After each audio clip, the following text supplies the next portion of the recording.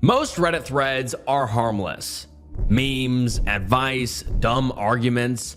But every once in a while, someone posts something that makes you just stop and say, what the hell did I just read? And today, we're diving into some Reddit threads that make you say just that. And let me tell you, these are some of the most disturbing, depressing, and just downright jaw-dropping threads I have ever read. So you want to make sure to stick around and make sure to like the video and subscribe to the channel. The channel subscriber goal is 1 million subscribers, so please subscribe. It helps more than you know. And this will be a long video, so sit back, relax, grab a drink and grab a snack. And without further ado, let's get into some true unsettling Reddit threads. My sister's boyfriend tried to kill her and used my child as a hostage. Originally posted to r/true off my chest and r/legal, and let's get into it. Posting on a throwaway, as I frequently use Reddit and my family might see this. Just to start off, everybody is okay. He was caught and arrested and is currently in jail with a bond his family can't afford. I don't know where to start, but I guess I'll start by, I'm traumatized. As a parent, the second worst thing that could happen, happened. First being death. I didn't know where he was for 6 minutes, but it felt like it was 30. I feel like I was the last person contacted to know what was going on. I'm angry. I'm angry at my sister's boyfriend. I'm angry at my sister. And I'm angry at myself. I know I shouldn't be, but I am. To make a long story short, my sister was supposed to watch my son a couple of nights ago. She said she wouldn't be off working time, but that he could watch him for 30 minutes to an hour before she got off. I thought it would be okay since it wasn't a long period of time. I was so wrong. I got a bad gut feeling when I pulled in to drop him off. I ignored it. I chalked it up to being anxiety, and I was just being selfish and wanted a fun night out. I get a call around 45 minutes after dropping him off. Sister's boyfriend just came to sister's workplace, beat her up, crashed her car, and took off with my child in said crashed car. I'm sorry, my name. I called back and she told me that they found him, but I couldn't see him yet, and I was instantly thinking he was dead. That was the worst 6 minutes of my life. Basically, my sister tried to break up with him that morning, but in his eyes, she's not allowed to break up with him. And that's what started all of this. I guess he was using their dog as a hostage at first, and so my sister got our other sister to get her dog out of the situation. She said she was going to tell me not to drop off my child, but that he was acting fine and had calmed down, so she didn't. But I really wish she did. And I'm mad she didn't. I would have never dropped him off. He pulled up to her workplace, told her if she didn't come out, he would harm my child, speeds off into an alleyway by her work and strangles her, told her, do you really want to break up with me? I just want you to know if you break up with me and my child are gonna go on a ride. She says no, and he calls her a liar and crashes into her job sign, totaling her car. Then tells her if she tries to run or scream for help, he'll kill my child. Hit her again, more arguing, starts to speed off to try and kidnap her, and she jumps out of the car and runs screaming into her job. Police found my child alone in their apartment with the door locked. He dropped him off and took off on foot. He turned himself in after hiding for about an hour, crying and admitting everything, SMH. My child is fine. Didn't know what was going on. Thought they were playing. But I am not okay. My sister isn't okay. She's been left with a large financial burden as they live together and is out of a car. And she is traumatized.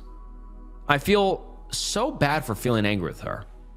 I know I wouldn't know what to do in that situation as I've never been in it. and she was in fight or flight, but I am angry.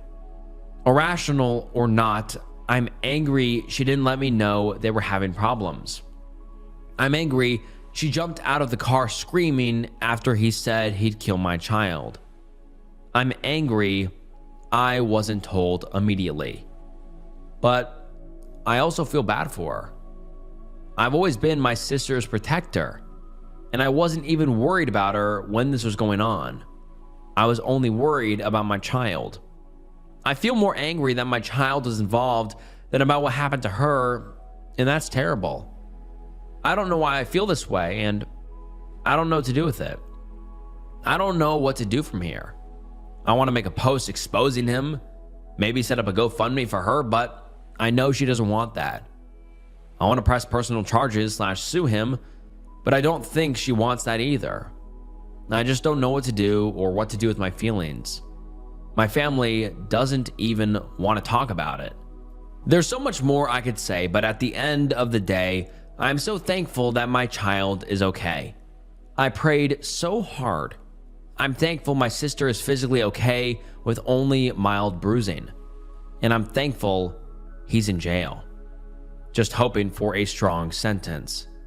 Edit. I feel like there's some confusion. The dog hostage situation happened around 1 or 2 p.m. I think. And I dropped my son off at 7:45 p.m. Not to say it wasn't bad judgment, but there was a good chunk of time in between the instances. However, I do not wish to condemn my sister or press charges on her. That wasn't the point of this post. She was just as surprised by this as I was. She was not covering for her abusive boyfriend. She had a bad lapse in judgment. She immediately ran into her job screaming to call the police and helped him get in jail.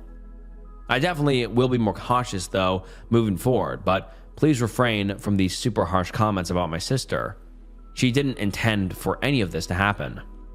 Y'all have helped me feel justified in my anger though, and I really appreciate that. And maybe it's because she's my sister and she doesn't have a bad bone in her body, but you are right. Her dog is her baby. She definitely cares more about him than her nephew, and if it was him in the car, I don't think she would have jumped out. But I'll just have to sit with this for a while. And then the OP adds some additional context in the comments, reading, I forgot to mention, but he took a pill, I'm assuming right after I left, so he was under the influence as well. Doesn't have a license, and also he was planning to do this the whole time. I think that's the most chilling thing of all. He looked me in my eyes and said, "Your child has a safe place to stay tonight," before I left. And he just seemed so calm and normal. I never expected this to happen. And then a commenter asks, what he was arrested for and what he'll be charged with can be vastly different. Contact the prosecutor for this jurisdiction and talk to them about your kidnapping scenario, as you voluntarily left your son with him. It's a stretch. Child endangerment fits though, and you certainly have grounds for a civil suit, basing this on the assumption you are in the US. And the OP replies saying, yes, I am in the US, and on mobile patrol it states charges 5, aggravated assault, domestic assault, leaving scene, accident with property damage, minor abuse, neglect under 6 years of age, criminal impersonation. Someone else says, press charges against that abusive, sorry excuse for a human. He literally endangered your child. He could have killed your child. Screw what your sister wants. This is out of her hands.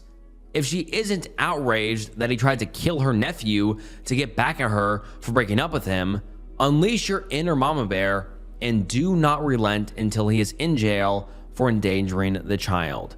And the OP responds saying he's in jail. The police were called immediately and he turned himself in and confessed to everything.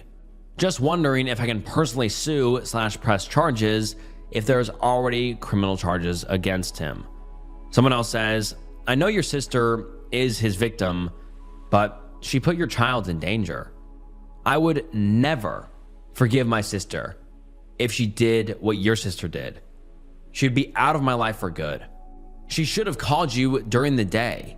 She cared more about her relationship than an innocent child. But then the OP goes silent for a while, 7 months, but then comes back with an update. Let's get into it. Happened back in May. He ended up only getting 6 years probation. Right before my sister was to testify, they came and told her he took a plea deal. She was off the case and couldn't get any updates after that, as it was no longer her case. His mom ended up sending me a very hateful and abuse-enabling, victim-blaming ass message on October 8th. He died November 22nd. Either an OD or S-word, or both? Not completely sure. Not much of an update. Don't really know how to feel.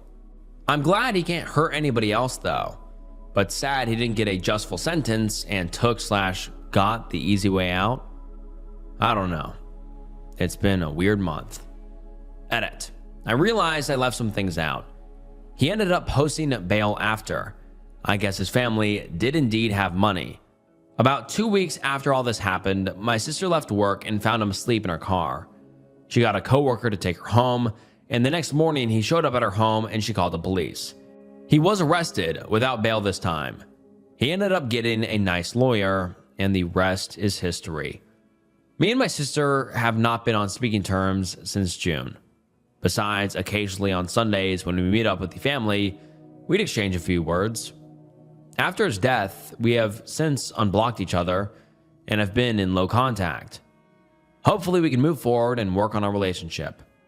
And now let's get into the comments. Someone says, this is a huge update. One less woman beating, child abducting psycho in this world. And the OP responds saying, honestly, my first reaction to the news was, may he rot. And I still feel that way, but I just wish the judge felt the same, if that makes sense. Another commenter says, it does make sense. He got let off light with a plea deal and got to continue to be a threat to your sister. That's not right. I really hate it when judges let men like this off light, as if they're suddenly going to become a normal human being and leave their victims alone. Once they escalate, they never de-escalate. And the OP responds saying, yes, she left court and moved out of her apartment the same day. They had lived together. He financially and mentally ruined her. And his ex texted my sister after. He messaged her through the jail app and tried to lie and say some BS. And showed her screenshots and pics of how he acted and the bruises he left on her. She wasn't the first girl he had done that to. I'm glad my sister was the last though. I hope at least. Another user comments, I'm not really sure I would call death the easy way out, as it is the ultimate final punishment. Hopefully he suffered as he was dying, but really screw him. How are you doing? How is your son handling all this? And the OP responds saying, my son is pretty young and doesn't fully understand the concept of what happened and death and all that. But I mean, with me, like I said, it's just been a weird month. The week it happened, I had finally completely cut off my son's deadbeat dad. I just lost my job, got some bad news, and found out he died all within the same week, so it was a lot. I do think it was a good outcome given he was only given probation and not jail time and could do it to another girl/family. Me and my sister have been on bad terms since, and we just reconnected after he died and can hopefully work on our relationship. I don't know. I think it may finally be time to get into therapy though. Another user comments, why were you and your sister in bad terms from this? This doesn't really sound like her fault, is why I'm wondering. If you don't mind sharing, of course. I can't imagine what you're feeling. I'm sorry, this must be terrible. All of it. And the OP responds to this saying, just the stuff that happened. Her not telling me she was trying to break up with him that day and that he was holding their dog hostage just hours prior to the situation. I was going to have my parents watch him, but then she offered and she rarely watched him, so I thought it'd be good for them to bond, just for all of that to happen. I was willing to work through it, but then during the case, she wasn't telling me any information on it, even though I was constantly asking and just seemed to not want to be bothered by it. drinking a lot and trying to move on. I get it, but she made it all about her pain and acted like I wasn't also traumatized. And it just frustrated and bothered me. That, coupled with a past issue that got brought up, just sent in a full-blown no contact. Another user comments, "The mom sent you a hateful message? Why you and not the sister? This makes no sense. You didn't date him." And then the OP responds saying, "Oh, believe me, she sent my sister one too. I posted about the situation on Facebook back when it happened, and I guess she didn't see it until she had messaged me. But she was basically like, 'You're slandering my son. I'm going to call the cops if you don't remove it,' and a whole bunch of victim blaming shit. She said my sister spitting in his face, in retaliation to him trying to R-word her, by the way, was abuse. And he did beat her for it afterwards, but yet she didn't mention that part. Or rather, he lied about that." And that is the last update we have received from the OP. My dog attacked my stalker after he broke into my house. Now my sister-in-law says my dog is too dangerous to be around my niece. Feel like I'm going crazy. This is kind of a complicated story, but I'll just get into it. I used to be in this controlling, kind of abusive relationship. When I finally broke it off a year ago, my ex started showing up in places, trying to get me to take him back. Eventually, it developed into full-on stalking. He would show up at my work and took to just waiting outside of it after he was banned. Leave notes on my car when I was at the grocery store. Leave all kinds of flowers outside my house and then stick angry notes on my door after he saw me throw them in the trash. Wrote me all kinds of weird, obsessive emails and letters. I've had to change my phone number 3 times. The behavior escalated over time and got scarier and more threatening. In one instance, he started a small fire in my driveway, but the police couldn't get more evidence connecting him to it. It was after that instance that I put cameras in my yard. I previously only had them pointing at my doors. I was horrified to learn that the police couldn't do shit about any of this until my stalker was actually caught doing something illegal, like breaking into my house, at which point I might already be dead. I decided I wasn't spending the rest of my life waiting for the other shoe to drop. So I got a handgun and a concealed carry permit. Took some self-defense courses and started doing strength training. I also looked into getting an attack dog, but after all the money I'd sunk into my other methods of protection, they were prohibitively expensive. So I went to my local animal shelter and got the scariest, meanest looking dog I could find. This is where Thor comes in. He's a 100-pound American bulldog. Looks like he'd rip your throat out on sight, but is basically a gigantic teddy bear. He loves every person he's ever met, is incredibly sweet and gentle with my 4-year-old niece, enjoys other animals, and even loves the mailman. I just kind of accepted that he probably wouldn't do anything to protect me from my stalker, but it didn't matter that much because having such a huge dog made me feel so much more confident. I brought Thor everywhere I could and was working on getting him trained enough to be an emotional support animal, so I could even bring him inside places with me. I absolutely would not do this until he was trained well enough to not disrupt a regular service dog. Last month, I woke up in the middle of the night to Thor whining. I was groggy and thought he had to go to the bathroom. So I got out of bed and opened the door. At that point, my house alarm went off, and pretty soon after that, I was face to face with my stalker. I started screaming and went to run for my gun. Before I could do anything, though, Thor ran across the room in full attack mode. The memory is really blurry for me, but there was blood all over my living room, and I remember my stalker was eventually able to escape, at which point Thor chased him outside and then came back to me. When the police showed up, they said Thor was a hero who'd probably saved my life. I don't want to list what they found in my stalker's car after they caught him, and I'm shaking a little as I type this, but I'm sure he was going to bring me somewhere and kill me. It looks like he's going to prison for a long time though, so my nightmare is over. Pretty much everyone in my life thinks Thor is a hero, except my sister-in-law. She and my brother have a 4-year-old, the one I mentioned above, and she says she doesn't want Thor around her, the child, anymore.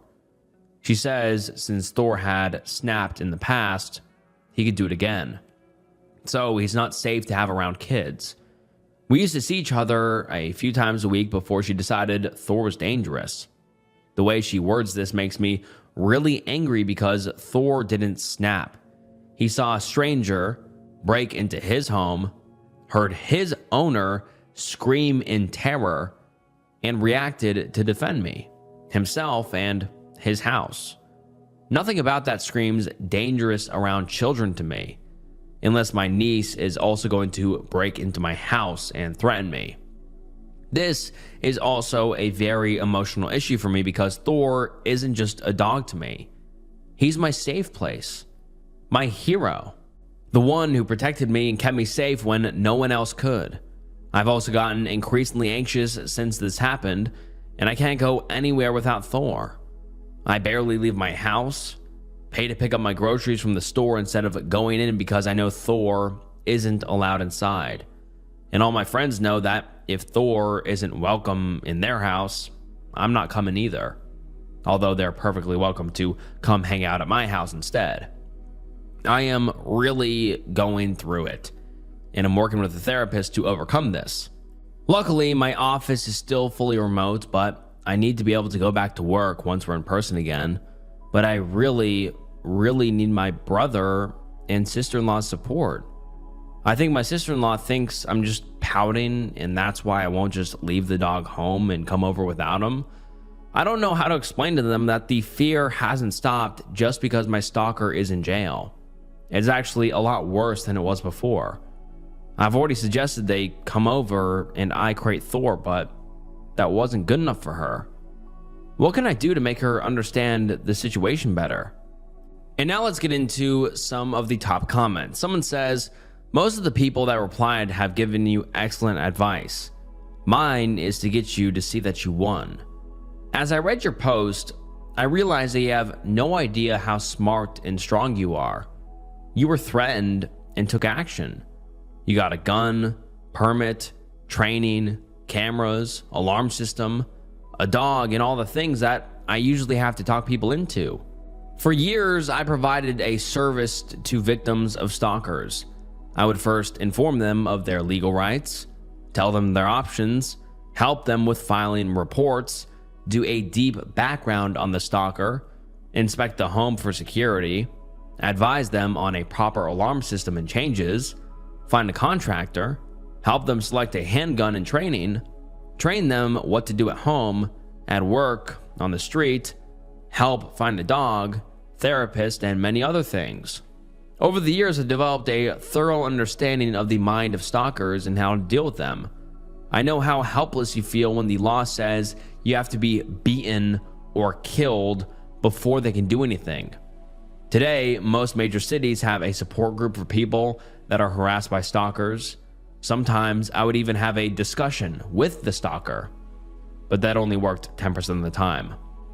Stalkers know the law, aren't afraid of much, and are driven by things most people don't understand. I could list the many things we did, including staking out the house and catching them. I was licensed and permitted and everything. I only share this background so that you know that I have more experience at this than most people. The reason I'm replying to your post is to tell you that you did things on your own, that I had to push clients to do, because they were either paralyzed with fear, lived in denial, or were passive and had to be pushed into protecting themselves. Some even wanted to move away. Never run from a stalker, and you didn't. In 15 years, I never had one client that took the initiative like you have. You did almost everything right, and you should be proud of your efforts and know that you are strong enough to deal with this and anything else life throws at you. You won. Don't let this piece of trash know that he caused you pain. These sick people get pleasure from your fear. So as you go forward, don't let your sister-in-law get to you. She has no idea what you went through, and her fear of your dog is baseless. You are really lucky you have one heck of a dog. He saved your life and deserves a great partner like you. Please don't underestimate yourself. I never had one client as strong and smart as you. You should be talking to victims and sharing your story of courage and survival. You would provide a service to victims that think no one understands their constant fear. If you did that, you'd be giving yourself therapy. Therapy isn't much more than sharing your fears with someone that understands, and you truly do. And that was the top upvoted comment on this post, and the OP responds saying, "This was such a kind, lovely thing to read. Thank you so much, both for this comment and for the work you do." Someone else says, "I'm so happy you're okay, and Thor is the goodest boy. Please give him lots of hugs from everyone. Your sister-in-law is being ridiculous. What does your brother have to say about it? I think your compromise of creating Thor when they're over is as good as it gets," and I agree with that. The only other opinion I can see is that Thor wears a gentle leader leash and you can keep a hold of him when you're around them, but I doubt that would satisfy your sister-in-law. For what it's worth, she's being incredibly insensitive when you should be thanking whoever above that you had the foresight to get Thor and that he loves you so much. Someone else says, "I'm so happy that nothing bad happened to you or Thor, physically at least, when your stalker invaded your home. I hope you can find healthy ways to process the trauma and find peace and healing. You're not going crazy. Your feelings are valid." That being said, your sister-in-law's job is to protect your child, and that's where she's coming from on this. I see your side too. I'd be wary of a 4-year-old around any dog, regardless of that dog's temperament. I don't understand why she doesn't accept the compromise solution of having Thor created when they visit, so I would suggest that you push that angle harder. It respects her fear for wanting to protect her child while also protecting your relationship with your brother, sister-in-law, and niece. If you approach her from an angle of understanding her concerns while also explaining yours, you may be able to make more headway on reaching a compromise. And then someone replies to that saying, "This is the right answer. I can totally understand being wary around a dog that can and has seriously injured someone, even if in that case it was good, especially since little kids can be a little pokey at times. But having them created sounds like the perfect solution." And then the OP gives us an update about a week later, and let's get into that. "I definitely didn't expect my last post to blow up the way it did. Thank you so much to everyone who commented. I appreciated that I got advice from all over the spectrum, from people who constantly agreed with me to people who completely agreed with my sister-in-law, and people who thought both of us had a point. It helped me see that the problem is more complicated than I thought, which helped me understand that my sister-in-law wasn't just being a dick. It also helped me decide what things were and weren't fair to be angry about. I also appreciated seeing a few people comment making fun of me for needing my dog with me, and the majority of people yelling at them and saying I was acting pretty reasonable for someone who endured a violent attack. I don't want to be seen as someone delicate, and I'm glad that most people don't see me that way. Reading everyone's comments, I had this moment where I was like, yeah, they're right. I did almost get drug out of my house and murdered just a few weeks ago. Who the hell are these people to say how I should act? That felt really good, and I really appreciate it. Anyway, the conclusion I came to in all of this is that while my sister-in-law is well within her right to protect her daughter, she went about it in a way that disrespected me, both as a friend and as a victim of a very recent violent attack. Both my parents and her parents live locally and babysit all the time. She and my brother could have easily dropped my niece off with them and come visit. It probably would have been a while before I even noticed my niece wasn't coming around, at which point I would have been in a better place and more understanding that she was uncomfortable with her daughter around Thor. Regardless of what some people said about how my sister-in-law and brother don't owe me anything and all their allegiance goes to their daughter, I simply do not feel that way. We were extremely close before this happened. I was always there for them and would literally drop plans to babysit my niece if my brother and sister-in-law needed a night to themselves. The very least they could have done for me, after I was almost kidnapped and murdered, is try to find some compromise. We went from seeing each other 3 times a week to pretty much not seeing each other at all. Even if they weren't okay with me creating the dog, they could have easily dropped their daughter off with grandma and grandpa for a few hours so I wouldn't feel completely isolated. I also have a yard, so they could have come over with her and we all could have hung out outside while Thor stayed inside. I've been upset about this for a while, but wasn't sure if I was in the right to be upset until so many people echoed that sentiment. So I appreciate it. I invited my brother and sister-in-law over.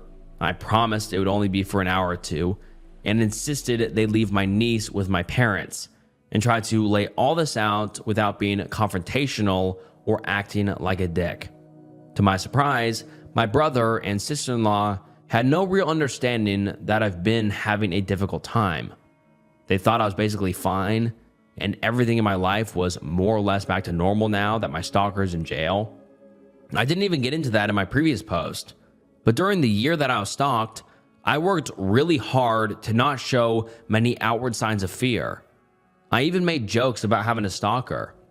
I knew people wouldn't want to hang around with someone who was constantly going on and on about some bad thing that was going on in their life, and I didn't want to be that person who was perpetually in crisis. And more than that, I just didn't want to always be thinking and talking about having a stalker. I wanted to not think about it as much as possible. So I guess I might have come off as unaffected by the whole thing. I'm not totally sure if I buy that they didn't know I was going through something traumatic and that it was taking a huge toll on my mental state. I mean, I got a gun and paid for tactical training. I bought a home security system. I got active in self-defense classes and strength training, things that I previously had no interest in. Even if I wasn't walking around telling everyone how scared I was, I think anyone would have been able to tell. Plus, who just brushes off having their house broken into in the middle of the night? It seems crazy, and they don't seem so emotionally unintelligent that they'd think that. But both my brother and sister-in-law did apologize for being insensitive. And when I pressed my sister-in-law on why creating the dog isn't good enough, she eventually relented and said that it would be fine. It probably helped that the entire time they were over, Thor was asleep and loudly snoring in his crate. The paranoid part of me is convinced they just don't want to deal with me in a fragile state, made up an excuse about my dog, and are now just trying to come up with some excuse on why they don't want to see me. I invited them over for dinner in a few days and they're coming, so I guess I'll just have to see from there. I can't stress enough that these used to be my best friends, and I'm heartbroken to have not had their support. I've been trying to rely on my friends more now, and thankfully they've all been really supportive. I'm really lucky that this happened during the pandemic, because nobody is getting frustrated with me that I've basically refused to leave the house for a month. They're all perfectly happy to pick up takeout and come over to watch TV for the 5th night in a row. In other news, yesterday I left my dog at home and drove around my block alone. I was shaking the whole time, but I did it. I keep trying to remind myself that I spent a whole year fighting back even though I was utterly terrified. I can't just lay down and die now that I'm so close to getting my life back. The Cousin Saga. Am I the asshole? I don't like my cousin's boyfriend and want to tell someone about it. But if I did that, I'd be outing him to our family. We're both guys. He's 16 and I'm 17. We've been very close since we were children. Closer than I am with my actual siblings. His parents divorced 7 years ago, and he and his mother have been living with us since then. He's like a brother to me, and I guess I've always been a bit protective of him. His dad was a POS, and after they moved in with us, he'd sleep in my bed almost every night because he had a nightmare. We chose to share a room, even though there was more than enough space at our house for him to have his own. He only moved into his own room less than a year ago. Last Wednesday, we wanted to go to the cinema together. I had rugby practice before, so we met up at the cinema. When I got there, he was talking on his phone and smiling. That was a little strange because he doesn't have any friends outside me and my friend group, and he wouldn't call any of them. When he saw me approaching, he hung up and acted like nothing happened. During the movie, he kept getting texts and I tried to see who they were from. When I asked him who it was that had been texting him, he said it was only app notifications. That evening, while he was taking a shower, I went into his room to get my headphones when I saw his phone lying around. I got curious, so I checked his messages. I found out that they're from a guy who goes to our school. They have been texting for over a month. They were sending each other heart emojis and all that stuff. When I found out, I was angry, mostly because my cousin and I share everything with each other, but he never told me he was gay. I'm not homophobic.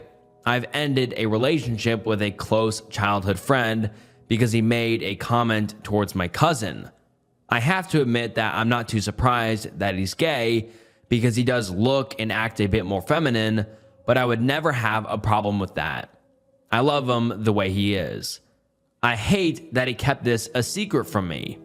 We used to share everything with each other and know he's keeping such a big thing from me. It's like he doesn't want me in his life anymore. I tried to move past it, but every time I think about it, I just get angry and jealous that he'd rather spend time with someone who's basically a stranger than me, who's always been there for him. I know the guy he's dating. I didn't even like the guy before, and I like him even less now. I don't think their relationship will last, and I don't want to see my cousin get hurt. I want to tell my aunt because I know she loves her son as much as I do and wants to protect him from getting hurt again. But if I did that, I'd automatically be outing my cousin to our family, and that would hurt him as well. I thought about how I would tell her without letting her know they're dating, but it's too risky. I don't want him to end up hating me. I only want to protect him and keep him away from bad influences. Would I be wrong for telling our family? Maybe he wouldn't even be angry at me. Maybe he'd understand that I only want to do what's best for him. And trust me, guys, it gets a lot worse from here. But now let's get into some of the top comments. Someone says, "You're the asshole. Leave it alone, just like you should have left his phone alone. You did this to yourself. You stuck your nose where it doesn't belong. You have no right to be mad that he didn't tell you." Someone else says, "You're the asshole for snooping, for deciding you know best who he should be in a relationship with, for cutting him out of your life, for not telling you he's gay, and for even considering outing him." Someone else says, "You're the asshole, massively, and also kind of creeping me out. Why are you so jealous that he has a relationship? You say his boyfriend will hurt him. How would you know that? You don't seem protective. You seem controlling. Let him make his own choices and experiences. I wonder what your cousin's side of the story is. I feel like this is a very one-sided description." And basically, everyone else under that post is saying, "You're the asshole, OP. You shouldn't have been snooping through his phone, and you shouldn't be even considering outing him." I mean, which I totally agree with. But then the OP goes on to make two more posts. One titled, "My cousin is being manipulated by his, quote, boyfriend," that's in quotes. "How do I bring it up to him?" Now let's get into it. My cousin, 16 male, and I, 17M, are very close. He's more of a little brother to me than my actual brothers. We've always shared everything, and I've always stood up for him. I'm very protective of him since I have seen him get hurt before, and I don't want that to happen again. I recently found out that he's dating another guy. When I found out, I was, and still am, hurt that he didn't tell me. I'm also worried because I know the guy is dating, and I know my cousin will end up getting hurt by him. I have reason to believe that his boyfriend is manipulating him and maybe pressuring him to keep their relationship a secret. I'm always the first person he talks to, and we share everything. I think he just didn't know how to tell me, which is why he did it in a more indirect way. He openly received multiple texts from his boyfriend in front of me, but when I asked about it, he gave an obviously fake excuse. After that, I went into his room to get my headphones. He had left his phone out in the open, and when I unlocked it, their chat was still opened. I thought about telling his mother, but that could make him get mad at me, and I don't want that to happen. Not even for a short time. I want to protect him, though I still want to talk to him. I just haven't figured out how to bring it up. Should I be direct or approach it slowly? I want to protect him, not scare him off. And now let's get into some of the top comments on this. Someone says, what's the deal with relationship, boyfriend, and dating being in quotes? What about this relationship makes it so not real to you? This screams homophobe to me. What makes this relationship not real compared to any other high school relationship? And then the OP replies saying, my cousin has never been in a relationship before and is pretty inexperienced when it comes to that. His boyfriend, again in quotes, has had multiple relationships before. I know he doesn't actually care about my cousin and is just using him until he gets bored. It sounds like you have a problem with him being gay. And then the OP makes another post a few minutes later that was basically just talking about the same thing and nothing really of note because he just kind of repeats exactly what he just said. But then the OP makes a new post a few days later saying, I talked to my cousin, you can stop speculating now. And this reads as follows. I couldn't sleep last night, so I wrote down what I wanted to say to him and practiced how to bring it across. I just waited in his room so we could talk as soon as he woke up. I told him I knew about his relationship and that I was hurt he didn't think he could trust me enough to tell me. I asked if I had done something that made him think that. He assured me that I hadn't done anything and apologized for lying to me when I had asked about the messages. He told me it was because he didn't know how to tell me and he's relieved that I figured it out. I told him about the concerns I have about his relationship and what I thought about his boyfriend. He said I shouldn't worry about that because he's not being mistreated. He admitted to feeling a little overwhelmed by his boyfriend and unsure how to behave in certain situations. He asked me if I could maybe help and give him some advice now and then. In the end, I told him about this lake party I'm invited to. He rolled his eyes a bit because he's not big on drinking or meeting new people. I had to promise to stay with him and not leave him alone with people he doesn't know. We've made up even though none of you were any help, so you can all go fuck yourselves now. And then this post was followed by one last post before his account was suspended, which was titled, My Cousin and I Sleep in the Same Bed. We've been doing that since we were 9 or 10. It started because my cousin used to have nightmares and couldn't sleep on his own. Sometimes he still can't, but it's not as frequently anymore. We're also very close and have no problem showing affection, like cuddling or touching in general. There's nothing inappropriate or weird about it, but some people might twist it into something it's not. To us, there's nothing strange about it, but maybe it could seem weird to outsiders. And now let's get into the top comment. Someone says, stop posting this shit in the hopes that someone will agree with you that you are doing nothing wrong. No one is going to agree with you. You are being abusive and controlling. At a minimum, you need help immediately, and so does your cousin for being controlled and manipulated by you. You have disturbed a lot of people.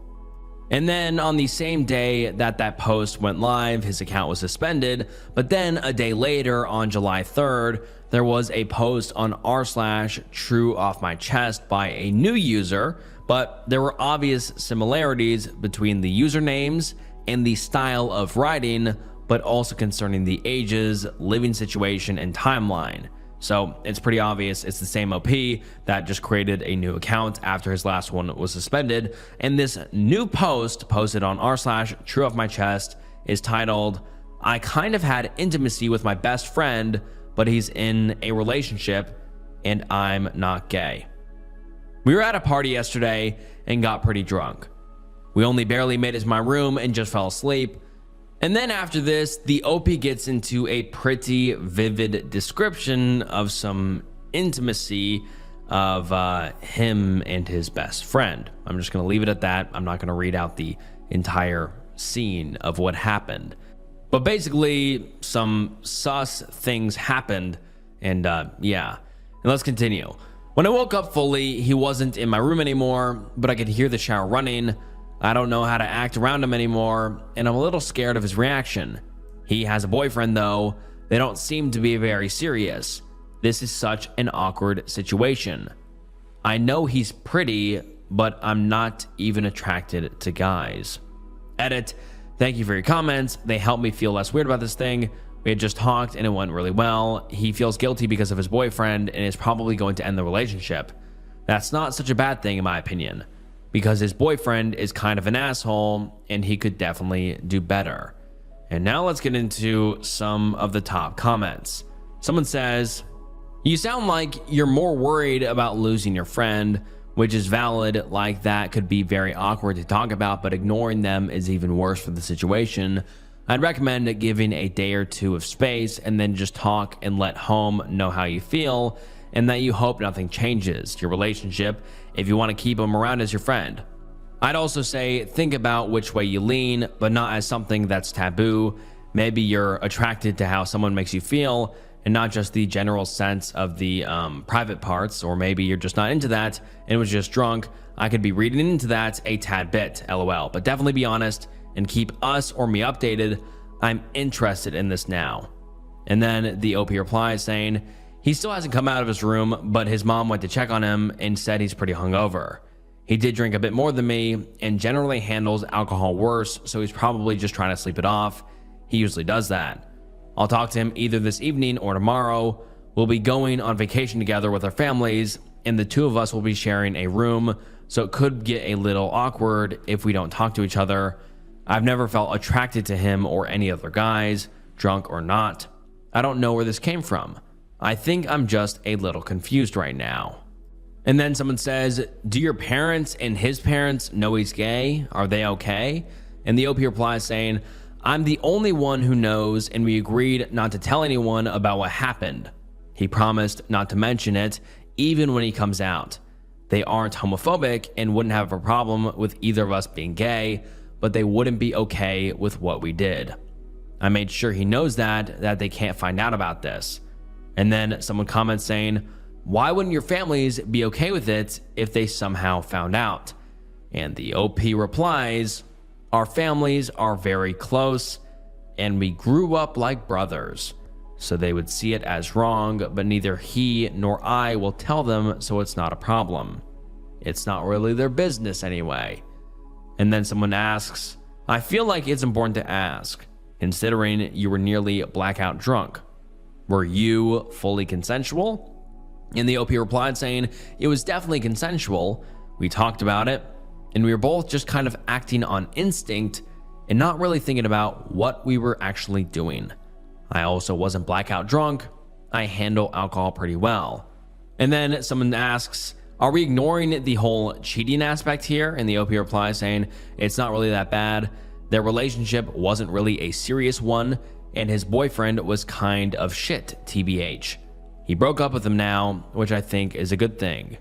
And then someone replies saying, that doesn't excuse it. And the OP replies saying, it does, believe me. Their relationship was basically over anyway.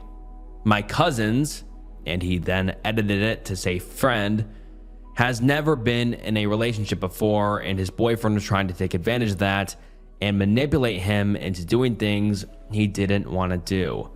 I'm like 99% sure his boyfriend was cheating on him too. And then someone replies saying, cousin, huh?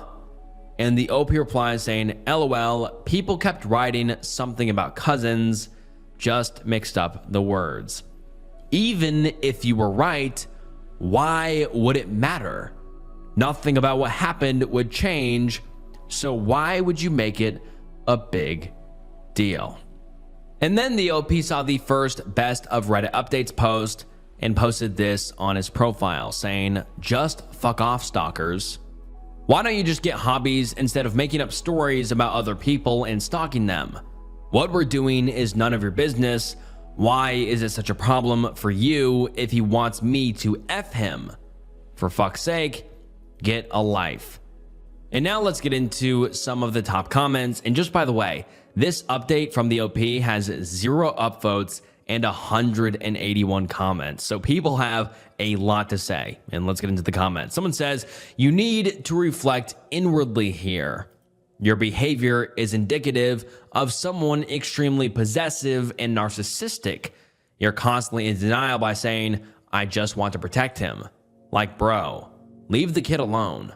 The fact that you see no problem with intimate activity with a blood relative who, by your own account, looked up to you is outrageous.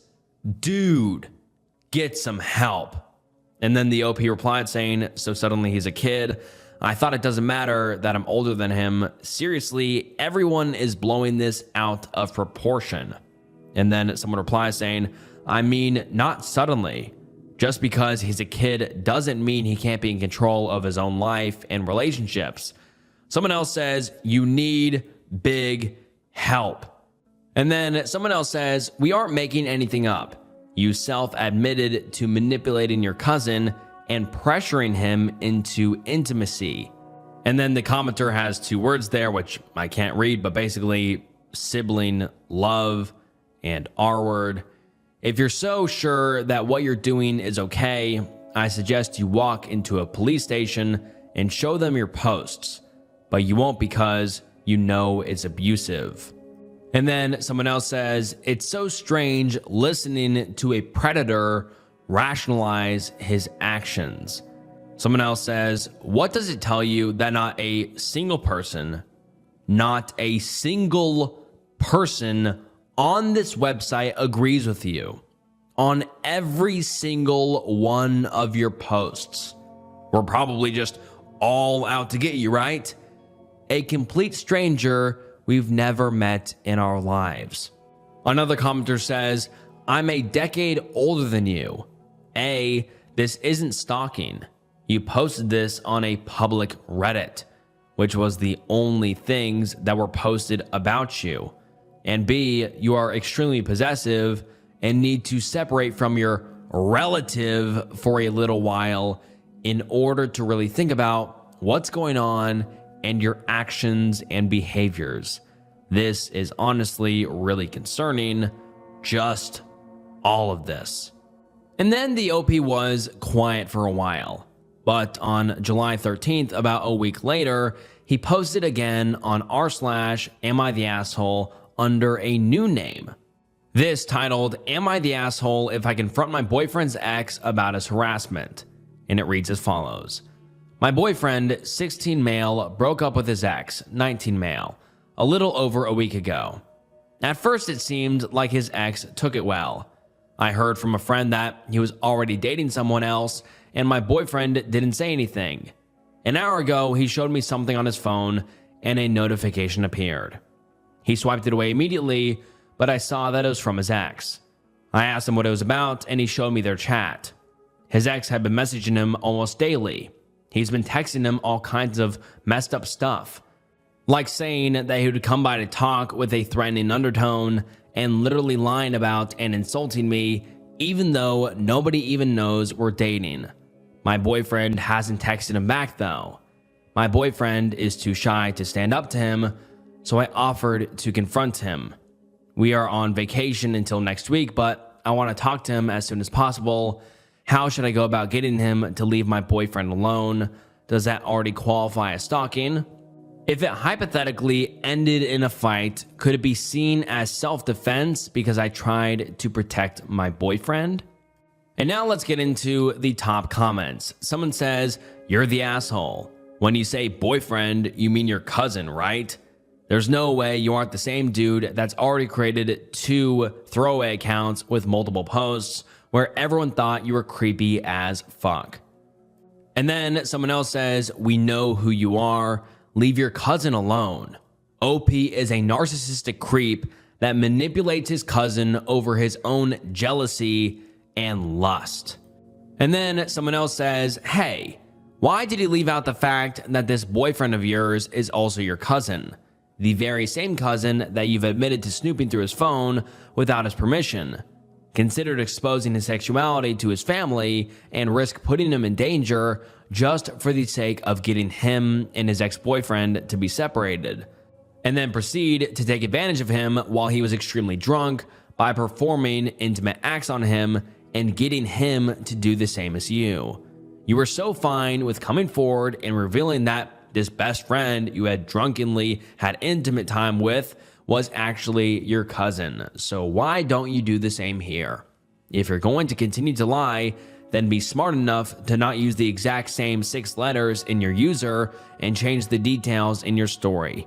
It's so obvious that you're the same dude." And then one of the top comments is, "Jesus, what a terrible day to have eyes and reading comprehension." And that is the last update we have received from this whole cousin saga, but very, very disgusting and disturbing. My dad has an obsession with buying exotic or illegal animal meat and is why my family fell apart. Originally posted to r/relationship advice, and the post reads as follows. So my dad has always been a kind of strange guy, but I never really noticed. I was used to it, and that's just who he is. He isn't mean, but doesn't talk much. Very busy with work, doesn't seem to be interested in anyone's life. That kind of thing. When I was a kid, gradually our relatives stopped visiting. My dad wasn't in contact with his family, but my mom's used to be around a lot. Then they stopped. I remember hearing my mom fighting with her parents a couple of times. I gathered they didn't like my dad. I haven't seen my cousin in years. We used to be close as kids. I was never one for social media, but recently reactivated my Facebook and decided to look up some of my relatives on a whim. I messaged my cousin I was closest to, 18 female. Also my aunt, her mom, 40s female. My cousin didn't seem to know why we hadn't seen each other, but my aunt said I should ask my mom. It, quote, wasn't the sort of thing I should hear from her, my aunt. Mind you, I'd asked my mom before a few times. She always said they were too busy to visit. I was really confused, and we ended up having a long conversation yesterday. I had to insist on a real answer. Now I am horrified at what I found out. Her family is freaked out by my dad because a few years ago, when they came for dinner, this was a bunch of people, not just my aunt and cousin, they found out that what he'd said was beef was actually kangaroo meat. My mom had specifically gone out of her way to make the meal herself because she knew my dad had done this before. So she banned him from cooking, but he secretly swapped the meats during some point she wasn't in the kitchen. She admitted to her family he was constantly doing this to us. Yeah, now I know I've eaten a ton of gross shit he'd said was beef or chicken. And whenever I didn't like something, it's probably because it wasn't what he said. She told me that he's been obsessed with trying exotic meats for years. Now, looking back, I remember times I saw weird, unlabeled meat packages in the basement freezer. I just never thought to inspect it. She said he had spent thousands and thousands of dollars in getting them. They are rare and cost a lot, plus travel costs, and paying off his contacts to pass information about where he can find whatever he's looking for. It's driven my parents to the verge of financial ruin multiple times. My mom said they've nearly divorced a few times. I used to hear them fighting sometimes as a kid. Now I guess I know why. You're probably thinking he just has adventurous tastes and this can't be that bad. So I'll give the full picture of everything she told me. Some of the things he's had are weird to standard Americans, but I realize that might not be so weird in other places. The kangaroo and horse, for example. Wolf, camel, shark fin soup. Some is questionable, I guess, such as something called eating seafood when it's alive. Then some of it is straight up illegal. Like she said, he once killed and ate a bald eagle. He hunts normal game, which I knew, but also protected species. He's obtained bush meat from African wildlife that's illegally imported here. This includes stuff like rats, various monkeys, chimpanzees, apes and gorillas, pangolin, porcupine, civets, and giraffe. From what my mom knows, he bought these from some markets in New York City that sold it in immigrant communities. It became even worse with other exotic animals. He has gone so far as to travel to other countries specifically to hunt/get meat from particular animals. These have included zebra, cheetah, elephant, hippo, Bengal tiger, endangered rhino, in places in Southeast Asia and Africa. He went somewhere in the Caribbean to hunt and eat dolphin. Brazil for anaconda. My mom says that a trip he's going on next month to China is specifically to try to find a way of eating Chinese salamander and panda meat. What? These are both very endangered species. It's seriously illegal there to kill pandas. That's not something Chinese people actually eat, but he's determined to do it. And he's been like that about some of the other ones I mentioned that are also rare or under protected status, like some types of gorillas and orangutans, who hears of an endangered animal and thinks, aha, I want to eat that. What the fuck? Oh, and he also wants to go to the Antarctic to hunt penguin and whatever else is there before the ice melts. He's already been to the Arctic and eaten stuff there apparently. My mom has to snoop on his laptop to keep an eye on what he's doing since he stopped talking about it. He knows she doesn't approve, but she can't do anything. They just pretend it's not happening. And she reads his emails with contacts whenever he mentions needing to go on a trip for work. She says it sounds like these people are involved in a foreign animal trade network.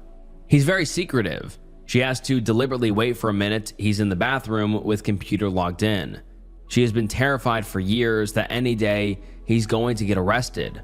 They, my mom and younger siblings, rely on my dad's salary. My mom is disabled with a chronic illness and cannot work, so would only have disability checks to get by on. There's more she didn't even tell me because it, quote, wasn't appropriate and refused when I said I could handle it, so I can only imagine what else he's done. I don't know what to do. My family is on the brink of falling apart and I never knew. I will never look at my dad the same way again. This is really disgusting to me. My mom can't divorce him because they rely on him. She won't talk to her family about it because they just tell her to get a divorce. I know she's very anxious, but I feel like I've almost lost respect for her because she knew the whole time and never at least warned me.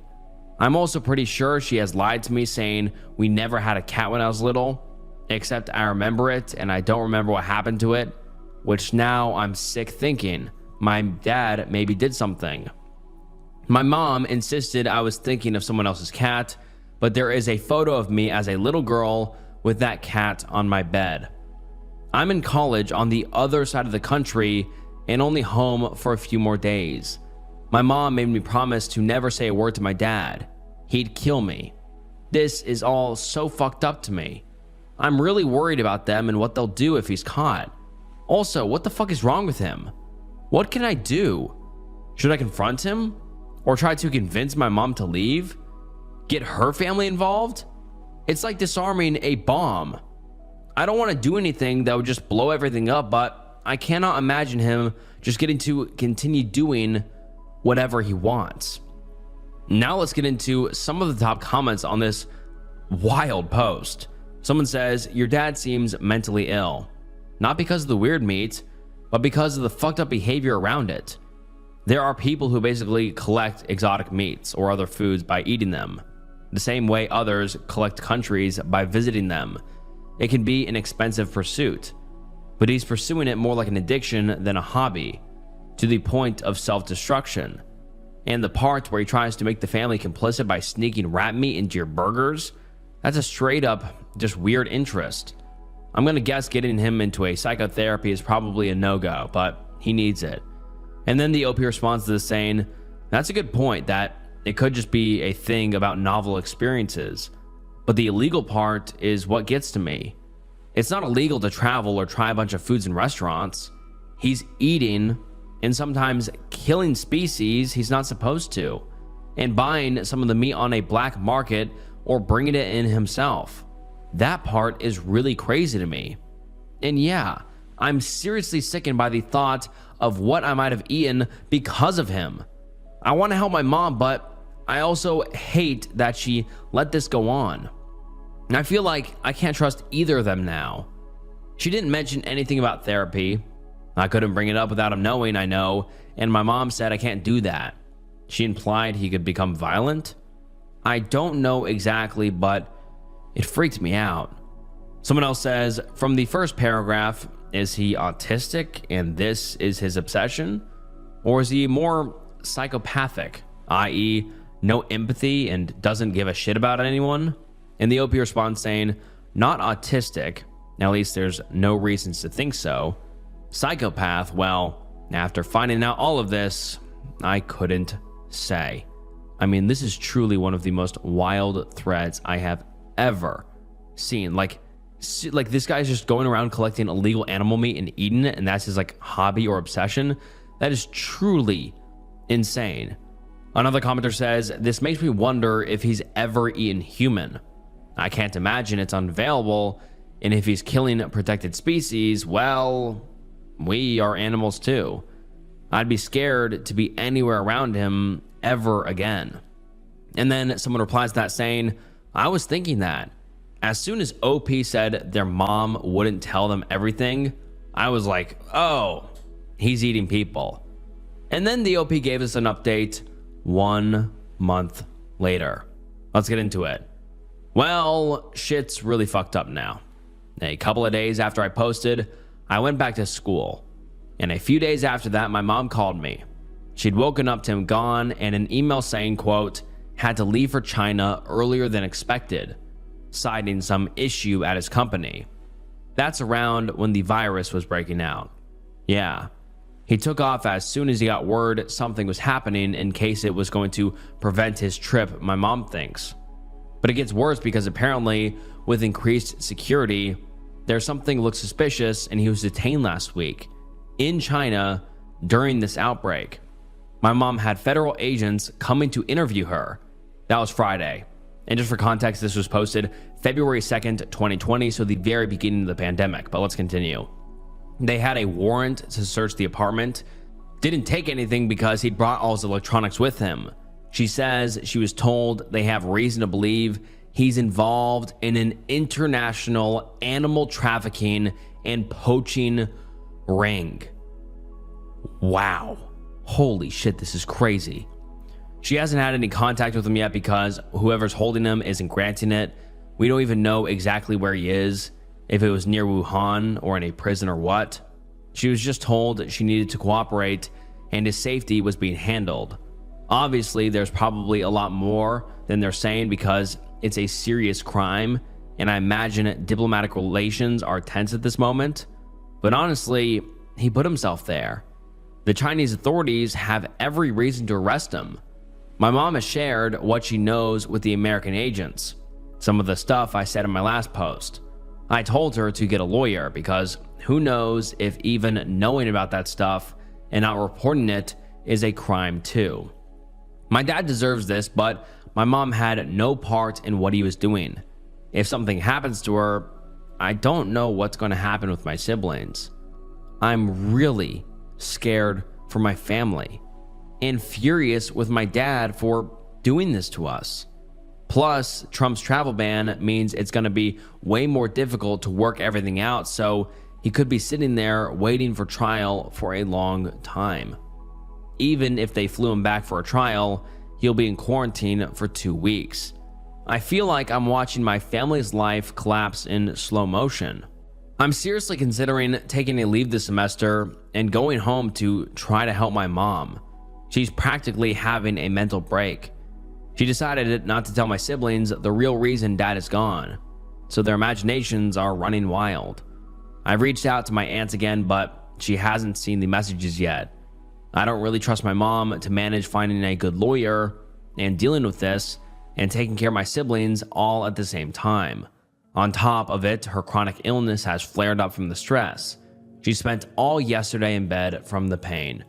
So that's where we are now. Fucked. I didn't get a chance to take the advice on my last post about where to report him, was doing my research first, but that turned out not to matter. Thank you to everyone who wished the best for my family. We could really use it. And now let's get into some of the top comments. Someone says, I should think your university would be very sympathetic to you postponing your course. They don't even need to know the full details. The fact your father has been detained in China and the pandemic outbreak should be ample. In terms of everyone, dad took a business trip to China and has got caught up in the quarantine. Just go with that for now. There really is very little you can do right now, even with lawyers. It sounds like the authorities are already on the case. Your mother just needs to cooperate, and beyond that, keep busy at home. None of you can get your father out at this point. And the OP responds saying, thinking I'll say something like this. There's no media attention on him as far as I've been able to tell, so just saying business trip should work. I'm going to speak to my mom again tomorrow and offer to come home for however long she needs. Someone else says, your family should definitely get tested for diseases. That's probably the most important thing to do at this time. And the OP responded saying, oh God, that didn't occur to me. Thanks. And just wow. I feel so bad for the OP and her family because they seem like a nice people. And their dad is just a complete crazy guy who's going around all the world killing and eating exotic meats. Like what? This is the most, especially like the timing of this. Like he went to China right before the pandemic started. I mean, like the precipice of the pandemic, February of 2020. So who knows if he ever even got out? Because like, I mean, there was a travel lockdown for a long, long time after that. He could have been in China for a long, long time. But truly, this is one of the most insane posts I have ever read. Wow. Someone else says, I remember your first post. I have no sympathy for him at all. He deserves the full lot to hit his ass. He selfishly caused you and your family this turmoil, and his greed had no boundaries. He won't learn from this. He's just one problem in the bigger problem. So they need to get everyone else too. Sickening what he has done. See if you can hold off your studies to help your mom, and hopefully this cruel saga will end. Someone else says, I remember reading your first post and distinctly thinking that his behavior was going to come around and bite him in the ass hard. Well, here he is, dealing with what was a long time coming. While I agree with being there for your mom as emotional support, I strongly recommend you stop there. You really don't want to get tangled up in the international legal issue where, let's be honest, he's most likely guilty of everything that you listed. You have your own future and your own livelihood to deal with. He knew he was playing with fire. It just took him until now to get burnt. And that is the last update we have ever received from the OP, because since then, the OP's account has since been banned, and it's been 6 years now, and we have no update in sight. So who knows what happened, but man, what an insane thread. Someone broke into my sister's car, reverse parked it, and left a note to call him anytime to help. Originally posted to r/RBI, and let's get into the post. Last night, my sister parked her car in her apartment building, just like any other day. This morning, she found it reverse parked in the same exact spot. No signs of entry, with a note on the windshield. And the OP links a picture to the note she found, and it says, "Hey, saw you parked the wrong way, turned your car around for you, call me anytime, glad to help." And then a blacked out part, which I guess is a phone number. But that's wild. I'm very interested to see how this goes. Someone broke into the car to reverse park it? That is beyond weird. And then the OP continues, "Obviously, she freaked out and went to the police. They told her they could not do anything because the car showed no signs of being broken into, and neither the car or anything in it had been stolen." Taking matters into her own hands, my sister called the number on the note, and it went direct to voicemail. She found out the name of the guy whose number it is, searched it on a database of the gym she works at in her university, and found him. We know it's a male student at her school, and we have his picture, email, and phone number. My sister's car is a Kia Soul 2019, brand new. Her spare keys are in a secure location with her passport.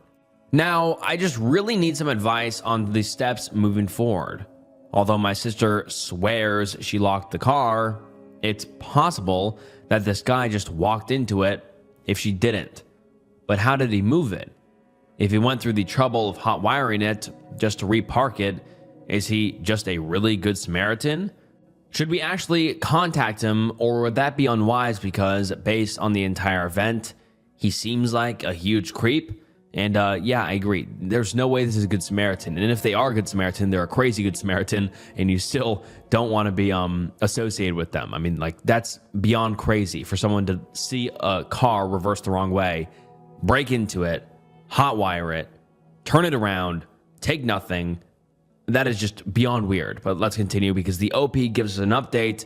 So let's get into that. "Hey guys, thank you so much to those who commented and gave us great suggestions. My sister ended up going to the university police department this evening, and an officer there actually paid attention. On the note, earlier today, my sister drafted a message to send to the number on the note. Basically, it said the police had been contacted and to back off. My boyfriend, who lives in another state, sent it. Phone number person responded something to the likes of, quote, 'I think you have the wrong number.' We sent him the picture of the note, and he was like, 'What the fuck?' Obviously, he could be lying through his teeth, but given the rhetoric of the note, this wouldn't have been the response of whoever wrote it. Back to the cops on the note. They called the person whose number was on the note, and he denied any connection to the event. He said he lived in that same apartment building last year. We still have no idea who did this." On the mysterious car reversal, after that, the officer called my sister's apartment building. When my sister spoke to them, they told her nothing. Straight up dismissed her. On the phone with the cop, they said my sister's car had been towed. Or actually, it had been mistakenly towed because they hadn't seen her permit sticker. After successfully towing the vehicle, they realized the sticker was there. So they put it back, just facing the other way. Mystery solved-ish. This entire freakout was about a potentially creepy dude with access to her car. Now it's just about a creepy dude who left a note on a car that had just been moved. We are waiting on further investigations on whether the creepy note was left by the driver, some creepy passerby with a vendetta against phone number dude, or even phone number dude trying to hit on my sister. In any case, the best case scenario-ish turned out to be true. I probably wouldn't have pushed my sister to go to a different police station, or even the university-specific one, had it not been for you guys, so thank you. Hoping we don't find that the note was written by a creepy stalker, but at least he doesn't have direct access to her car. And that is the last update we have ever received from the OP, and this was 7 years ago, so I don't think we're going to get one anytime soon, but just such a weird situation. Obviously, it makes sense if the tow truck guy came, mistakenly towed it, saw that the person actually had the permit, put it back, but why would some random passerby leave a note? Or who was the person with the phone number? Like, there's so many like things going on. It's like, why? It's just super, super weird in my opinion. But what do you guys think? Like, Who do you think left the note, or why did they leave the note, or what? Because I'm truly puzzled, and unfortunately, like I said, we don't have an update to go off of. My uncle is acting strangely with my sister. To be blunt, I noticed that my uncle, 49 male, has been paying a lot of attention to my sister, 14 female. It's not just that he gives her more gifts or just prefers her, but whenever we show up to his house for a family event or just something similar, he always talks about how she looks and is doing stuff like patting her lower back, rubbing her shoulders, or he'll grab her waist without warning. His gifts for her are also more expensive. It was fine at first. He was at my sister's birth and was one of the first to hold her. So she's always been his favorite to an extent, and he's always spoiled her. But it's like I blinked and he's suddenly acting like this. I don't know exactly when he started acting differently with her, but I noticed it a week ago, and we haven't been to his house since then. I've tried talking to my grandma about it, but she just brushes it off, and my parents are always too busy. I'm also scared of telling our other extended family because of the fact my grandma brushed me off the first time. What should I do? Because I don't want to just ignore it, but I'm also scared of telling anyone in case I'm overreacting. And then the OP makes an update or edit 1 hour later, and the edit reads, "This isn't really an update, but for the comments who asked, I haven't talked to my sister about it yet, but I'm planning to do so later. We are at our grandma's house right now, and considering our grandma brushed it off what I said, I don't want to cause too much of a fuss if she ends up hearing me bring it up again. I'm also planning to talk to our parents as soon as we get home. All your comments drilling it into my head that I had to tell them helped. Thank you for helping me not be a coward, and for your guys' support in general." And now let's get into some of the top comments on this post. Someone says, "Did you tell your parents?" And the OP responds saying, "I've tried, but they both work and are frequently out of the house, so I haven't been able to really talk to them about it." Someone else asks, "Do you literally never see them? It only takes like 30 seconds to tell them." And the OP responds, "They work in the early morning up until nighttime. I'm usually at school or on the weekends at our grandma's house. It's why I told her grandma first, because I thought she would be able to tell my parents, since they probably listen to her better than me." Another commenter says, "Are your parents kind people? Do they have narcissistic tendencies?" I'm asking because I grew up with a mother that was not all there and definitely had narcissistic traits. Perhaps leaned towards schizoid, and a father that often tried to avoid all people and simply work and be alone a lot of the time. And the OP responds saying, "I don't really understand what you mean, but my parents do work a lot and they aren't abusive to me or my siblings. I just think they're overworked and don't have the time to worry about us." And then another commenter says, "Just curious, how old are you, OP? I'd rather say something and be wrong than not say anything and be right." And the OP responds saying, "I'm 16 and I agree. I'm just scared that I might be making a big deal out of nothing because of what I've seen accusations like this do to people." And then the OP makes an update 13 hours later, and let's get into the update. "Hi, I'm not sure if I'm doing this correctly, but I've seen people do updates this way before, so I'll just do it this way. First things first, thank you for everyone for your comments and giving me advice. Second, I talked to my sister as soon as we got home from our grandma's, and turns out she's aware that it's weird, but actually liked it at first. She said that her uncle is nicer to her than our parents and that the gifts are nice. She said that she only started feeling uncomfortable when he began to make physical contact, specific actions mentioned in my previous post. But that, because she's been accepting all his gifts for her, she thought it might be rude to start saying no now. I asked her when it started, and she revealed he started making physical contact in that way when she turned 12. She said that he only did it when they were in her room. Since we visit so often, our uncle and aunt have set guest rooms for me and my siblings. And that was the reason why she has no locks on her door specifically. She also said that she was scared of telling anyone that she was weirded out by his behavior because both our grandma and aunt brushed it off when she was 12, saying that she's always been his favorite and that she was probably just misreading everything he was doing because she's a teenager now. I showed her your comments. She's never heard of the word, I can't say this word on YouTube, but what do you do to a dog to clean it and get it cleaned up? You groom it, that sort of thing. Before, so she was pretty shocked and a little angry, saying that our uncle would never do something like that, but I managed to convince her to tell our parents about our uncle together, even if it was just to ask them to stop him from making physical contact. I've also sent texts to our parents about it, detailing that my sister is uncomfortable with how our uncle behaves with her, but our parents have yet to respond to any of the texts I've sent about our uncle, and I've just texted that we'll talk about it when we get home. They're both working late today and won't be home by nighttime probably. And the OP makes a comment under her own post saying, my sister said that she talked to her aunt about it, but she brushed it off like our grandma did, and I'm not sure if I should bring it up to her again for the video recording. I don't want to let my sister be in a situation where she has to be physically touched again on purpose in order for us to get something, but I also don't want to say anything without having proof. I'm still figuring it out, but thank you all for the advice. And then the OP makes another update the next day. Let's get into that. I'm sorry if this isn't allowed, moderators, but I'm just really confused, but also really angry right now and don't know how to fix that. Our parents got home an hour ago and me and my sister talked with them.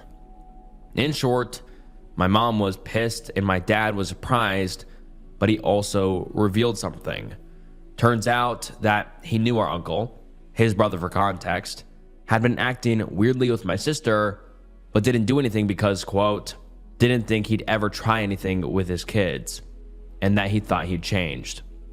He said that our uncle had done something with one of my cousins a few years before my sister was born. My grandma was the one who caught him and got him into therapy. Our dad said that our grandma made our uncle promise not to do it again in order for them not to report him.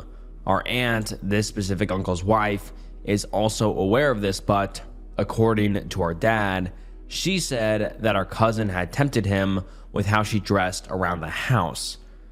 Our dad said that's why that specific cousin doesn't talk with the rest of the family. My mom apparently didn't know this and they argued. She threatened divorce and a restraining order against his entire family if our dad doesn't only tell our uncle to back off, but also report him to the police.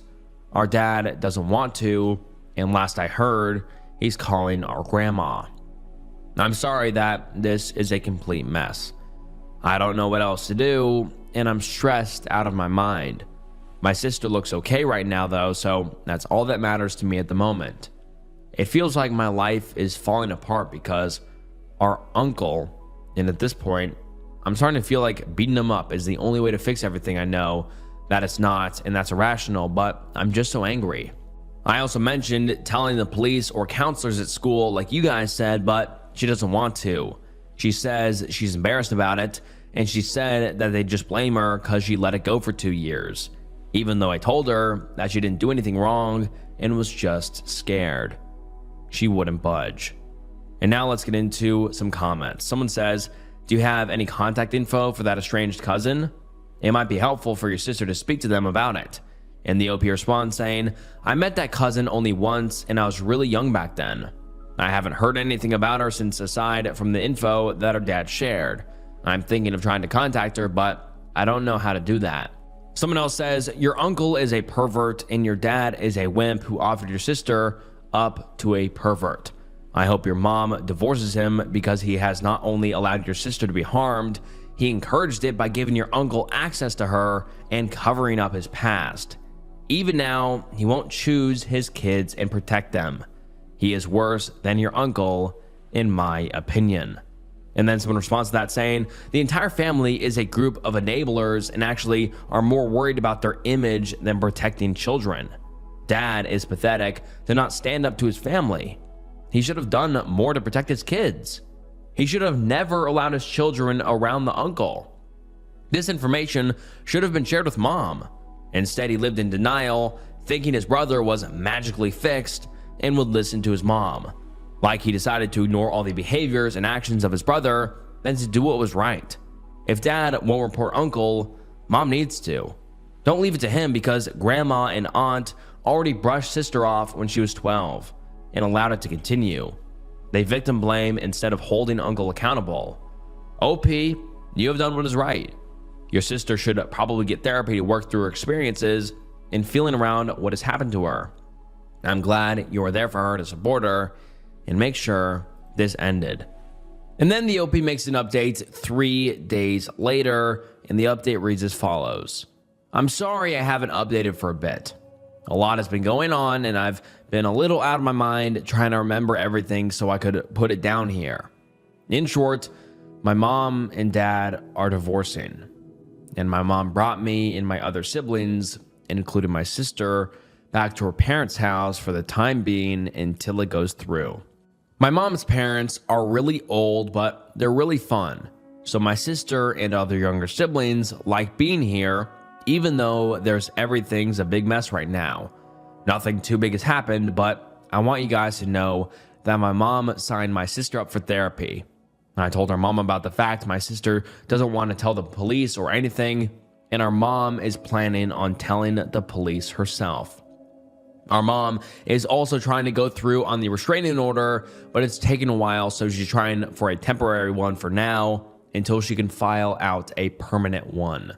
Our mom and dad both worked full-time, but now that my mom is taking care of 5 kids by herself while working, she's been really stressed out and tired. Her parents help, but like I said, they are super old and can't really do much on their own. No information on our cousin at this point, so our mom is super swamped. Sorry, this isn't a good update. I don't know what's been going on with her dad and his side of the family, but our mom told us not to worry and that she'll handle it. Thank you again for everyone who took the time to read my posts and give me advice. I think I'd be pretty helpless without it, so thank you. This is just more of a life right now kind of update than anything too big. I'm not too sure what to do right now since our mom is trying to handle everything on her own, so I'll edit this post if anything comes up. And now let's get into some of the top comments. Someone says, no OP, this is a positive update. Your mom has got you guys out to a safe place, well away from the pervert uncle and away from your pathetic dad and evil grandma who would just try and gaslight and manipulate you and your sister to keep quiet. Your mom is a great woman, and you are an amazing sister for stepping up and supporting her. Just try and help your mom and good grandparents, and know you did the right thing helping to expose this. Another commenter says, this is a good update. I'm sorry that your dad let you all down. I can't imagine the pain you're all feeling right now. Fathers are supposed to protect us. I am so glad that your mom is handling this the way she is.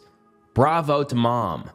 I hope that the restraining order is approved quickly and that you all find healing through therapy. You are a very brave woman, and I'm so proud of you. And then another commenter says, I know it doesn't feel like a good update right now, but it absolutely is. Your mom is incredible and doing exactly what she should be doing in the situation. The best thing you can do is to be there for your sister. And when it comes up, reminder that it's not her fault and your uncle is the messed up one for making her think that. Be there for your mom too if you can, even if it's just thanking her for protecting you all. It's going to be hard for a little while, but you have each other. Be gentle with yourself too. It might feel like your fault everything blew up, but just like it's not your sister's fault, it's not yours either. You didn't mess things up by telling. Your uncle did this by his actions. He deserves 100% of the blame. And then the OP makes another update about a week later. Let's get into it. I'm sorry this took so long. Not a lot has actually happened, but considering I talk a lot in these posts, this will probably be long. I've been rereading all of the comments and advice people gave me over and over again, so thank you again for taking the time to read my family's bullshit. Our mom and dad's divorce is still going through the system, so they're still legally together, but our mom's already gotten a good chunk of me and my siblings' stuff and brought it to her parents' house. Our dad's tried calling our mom at first, but since she doesn't respond, he's been calling me. For the last few days, it's gone from him saying sorry to asking how I'm doing to getting mad that I said something. He says that it wasn't my business to meddle with adult business and that he, our grandma, and aunt had it under control. Our mom started taking my phone away after the call started, so that's one of the reasons I haven't updated for a while. Sorry again for that. Our cousin, the one our uncle also physically violated, also called us through our mom's phone yesterday. She's older now, and she was really awkward when she started, but eventually talked about the stuff our uncle did to her at the time. When he started doing all the stuff he did, my sister hadn't been born yet. She said that she cut off our dad's family after my sister was born because she found out that our dad had let our uncle meet her, saying that the fact our dad let him even be a part of their lives still disgusted her.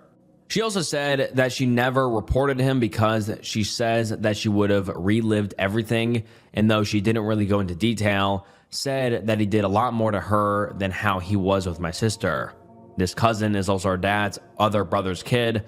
I should have said so a while ago, but didn't think it mattered much. Sorry. For some lighter news, my sister's birthday is in a few days from now. She'll be 15. She says the therapist our mom got her is really nice, and though the lady is a little scary to her sometimes, she says that she's nice to her. I've also been learning to cook food that don't just use the microwave and putting my younger siblings to bed. They're all old enough to do it themselves to an extent, but I help still sometimes. My sister is also journaling too, but she mostly just draws anime in them LOL. My other younger siblings are also having fun, and though they don't really understand what's happening, they know that.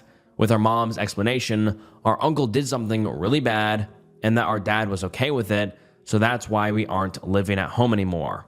Sorry this is so long. This was supposed to be just an edit, but I saw how long it was, and it would probably be a little annoying to read, so I just made it into a separate post. I'm also sorry if this is hard to follow. I'm typing this out at night and I'm really tired, so sorry.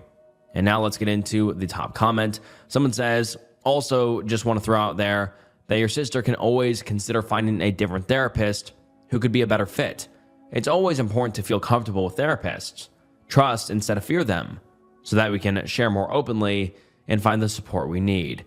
And the OP responds saying, my sister was scared of her at first. She says that she has a really serious face, but she's actually nice to her, but thanks for the advice. And then the OP gives us one final update a few months later. Let's get into it. I didn't think I'd ever post here again, but with everyone helping me back then, I felt that all of you deserved an update from me. My sister died a few months after my last post. No, it wasn't anyone from the rest of the family after what happened. The judge made sure none of them ever got near us again. I won't go into any details, but she wasn't getting better as quickly as I thought she was. Even though she was laughing, going to a therapist, and acting like herself again, she was hurting badly and didn't want to tell anyone. I feel like I failed her. Had I seen it sooner, or stopped it faster, or checked up on her more, or try and help her more, maybe she wouldn't have done that. She used to ask me if it was her fault or if it was better if she hadn't said anything. I always told her no, but now I know I should have tried harder. All I can think about is the fact she was suffering because of her uncle for almost her entire life. And I didn't see it. And then even a year later, she was struggling and I couldn't see it.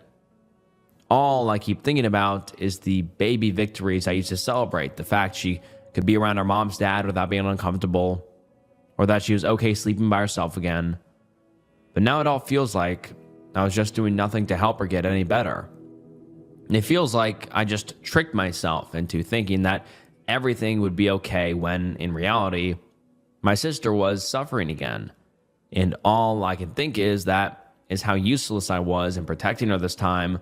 Sometimes I wish I was where she was. I hope she's somewhere where no one will ever hurt her again. Mom talked about this all the time in therapy.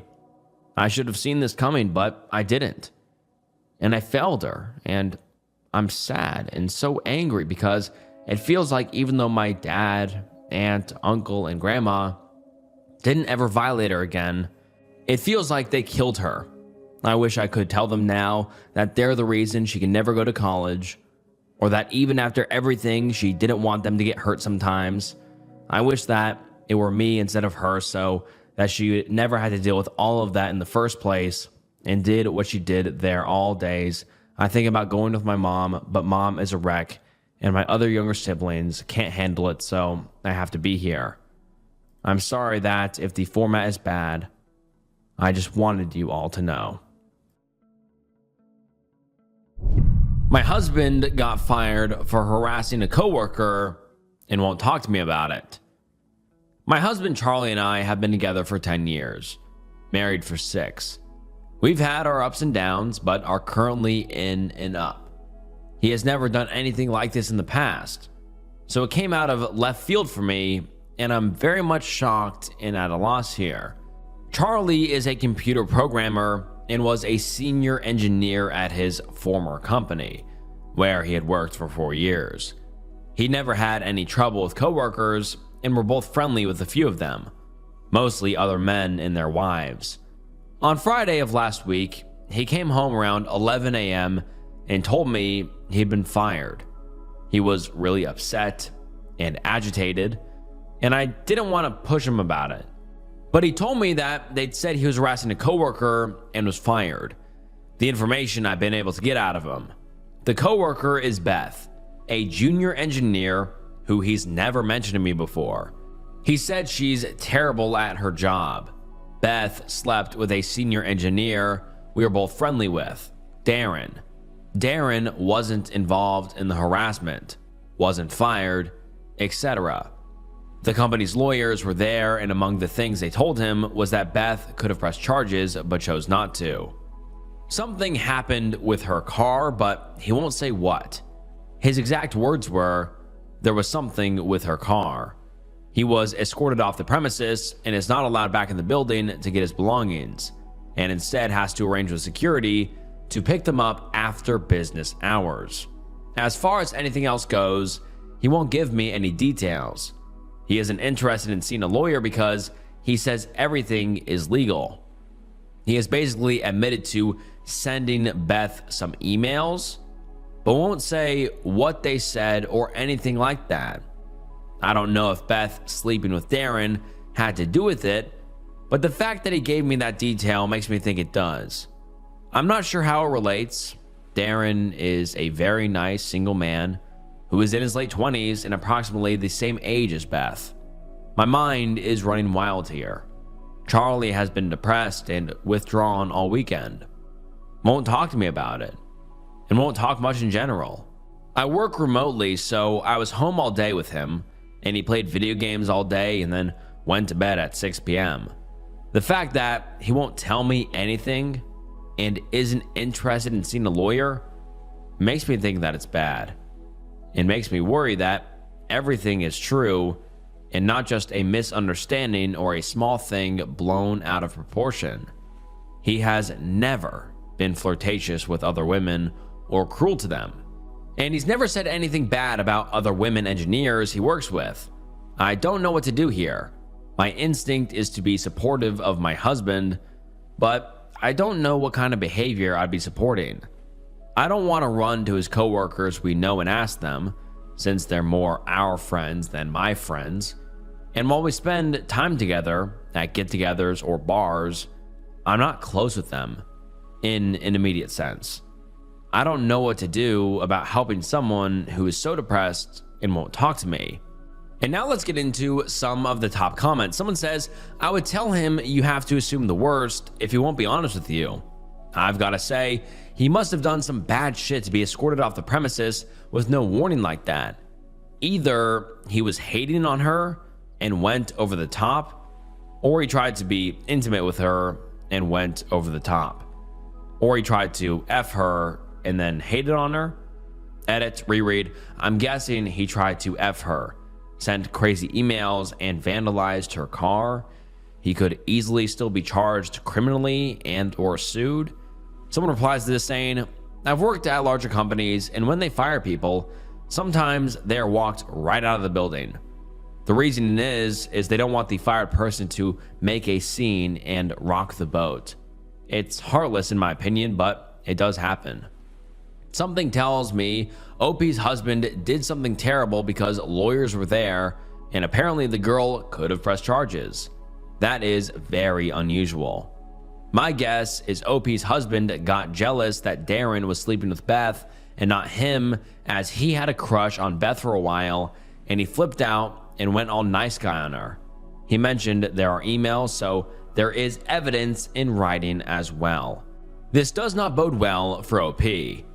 Another commenter says, seeing as it got so far that he's been fired and doesn't want to fight it, sounds like the allegations are probably true. The fact that he brings up Darren makes it seem like he's harassed her as a result of some sort of jealousy. Does he usually shut down conversations on things? Does he usually keep things from you? I'd be very cautious about what he's hiding and what it means for you in your relationship. Even if it's not intimate and it's just plain old harassment, do you want to be with a grown man who harasses young women to the point he gets fired? And then the OP gives us an update the next day, and the update reads as follows. My thread was locked before I was able to respond to any of the comments, but I was able to read them this morning. I got up at 5:30 to go to the gym before work, and my husband was still awake playing video games. I presented him with the very good idea someone suggested of sending me an email with the details, but that it wasn't acceptable to shut me out of the situation, since it affects me too. His response was basically, the paperwork is in my car. Go get it if you want to read it. I asked him to go get it so we could look at it together, and he said, you're going to believe what you want anyway. All of this is unusual for our marriage because I'm a pretty patient person, I think. We went out to the car together, and he got in his car, handed me the papers, and left. For about 2 hours, I was panicked because I didn't know where he went, if he was okay, if he was thinking of doing something to himself. But his mother texted me at 9 saying he is over there, asking me what happened, if everything is okay, etc. His parents live about 15 minutes away, and I guess he told her he's going to be staying there. So, the paperwork. According to the paperwork, he sent her multiple harassing emails from anonymous email accounts. The emails are printed out and attached. He apparently did this while at work, and they have been monitoring his user account for 3 months. The emails aren't intimate or romantic in nature and are all anonymous and about how she sucks at her job, wouldn't be there if she wasn't a woman, how she should quit before she gets fired, and how everyone in the office hates her. He made fake user accounts for his company's product that she works on and submitted bad reviews of her work. He also did this while logged in at work. He sent an anonymous email to her boss saying that she was sleeping with a senior engineer on another project. He put a gun catalog on the windshield of her car. I don't know what this gesture means, but I obviously understand that it was meant to be threatening. Unfortunately, inside was a subscription card that the company autofilled with his name and address. She also says she has been harassed for the same length of time, about 3 months on Twitter. He only logged into one Twitter account that harassed her at work, so they can only say one was him, all telling her to quit her job. So I don't know what to do now. This is all terrifying to me, and I feel so bad for this woman. I have no idea what this is all about. He works with other women engineers, and he has worked with male engineers who don't pull their weight, and he's never done anything like this. I would have bet $1 million that he'd never do anything like this. He's at his parents' right now, and I don't know what my next move here could possibly be. This is so scary and out of left field to me. And then the OP adds some more context in the comments saying, I forgot to mention, this paperwork is copied from the original and was signed by both him and his company. I don't know if that's a full admission, but it seems damning either way. And then someone replies to this saying, time to sit your husband down and give an ultimatum. He needs to give you his side of the story, or you two are done. This is clearly a Jekyll and Hyde thing going on. Someone else comments saying, your husband needs serious therapy. What you describe is absolutely abhorrent behavior. If he is unwilling to get help about this, or do anything to convince you that he understands how wrong what he did is, you should seriously consider getting as far away from this man as you can. What he did is evil. And it has been 7 years since the last update, so I don't think we're going to get an update anytime soon, but I'm curious what the OP ended up doing. Did the OP try to salvage the relationship? Did the OP divorce their husband? Or what happened? Because what the OP's husband did is completely wrong. I mean, putting a gun catalog on her windshield, like that is extremely unhinged and deranged. Like that is just a threat, like threatening to, like, obviously do something extreme, possibly with a gun. And so that is unhinged, and let alone all of the other harassment. It's not okay, but the husband is absolutely deranged. It is clear as day. And I'm just very curious as to what the OP did and whether or not they left their husband. But what do you guys think? OP is in a psychology graduate program with a predator / gaslighter training to be a counselor. Let's get into it. We're in a professional graduate program for psychology and in our early to mid-20s. I met him, I'll call him Nate, at the start of the academic year and thought he was very put together, charming, and sensitive. He was very good at group exercises where we practiced counseling skills. He had a way with words and came off as deeply compassionate. When we first met, I got a strange feeling from him that I couldn't quite put my finger on. However, he was a super charismatic guy with a trusting face and dazzling smile, so I felt my guard come down. One weekend, we are drinking and watching movies at a mutual friend's house with a small group of people. Nate was very flirty with me and wanted to take shots with me in particular, which my friend, Mia, noticed. I was later told that he was saying how bad he wanted to hook up with me. By midnight, I was admittedly very drunk and warm and wanted to go change out of my sweater. While I was completely topless, I saw someone walk by out of the corner of my eye. Thinking it was just someone walking to the bathroom, I didn't pay much attention. But then I noticed the person came back and peered through the doorway. Fortunately, Mia had come to check on me moments before and saw him looking into the room while I was unclothed. She blocked me from view and yelled at him to get out. I was confused because I thought I had imagined it, even though Mia saw him too. Nate later said that I misperceived the situation, and I believed it and buried the incident. Before you judge me or anyone else for not coming forward sooner, just know that this man is the king of gaslighting and was able to manipulate all of our professors who are experienced doctors of psychology. After the night, Mia told me why she didn't want to let me go alone when I left to change. Weeks before, she had been at a party with Nate where he took advantage of a drunk girl who could barely walk straight. He would have R-worded her, but his roommate heard what was going on and stopped him. Apparently, they argued with him for an hour before he agreed to leave the barely conscious girl alone. Then, another woman came forward. She was in a relationship with Nate for 2 months and set boundaries in their intimate life because she was saving herself for marriage. She said she didn't even realize they were having intimacy and didn't want to, but was told by Nate that this was normal and how relationships worked. Another classmate who was emotionally vulnerable at the time dated Nate for 4 weeks and said that he constantly projected, gaslighted, and manipulated her. When she confronted him about the concern she had about his alleged behavior towards women, not knowing the severity of it, He berated her for being abusive to him for, quote, bringing up things that happened years ago, which is a line he used on multiple women. It makes me think he has past allegations beyond this. He justifies all of his behavior, no matter how egregious, and claims that he is actually the victim. The only person that tried to stand up to Nate, his roommate who stopped the SA on that woman, was discredited and retaliated against by him.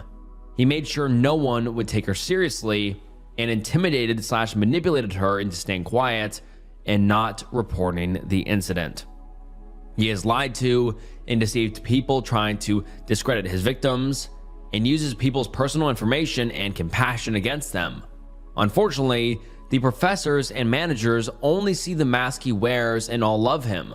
I am honestly scared of Nate and believe he is gaining the power of psychology to take advantage of vulnerable people and fulfill his own ego. I know in my gut that he will continue to hurt women, including future patients and students. He has his next hunting ground set too. He was appointed the training assistant of a counseling skills class where first-year students disclose personal info in order to practice therapy skills. Most of his students will be young, compassionate women who won't know what hit them. I am terrified.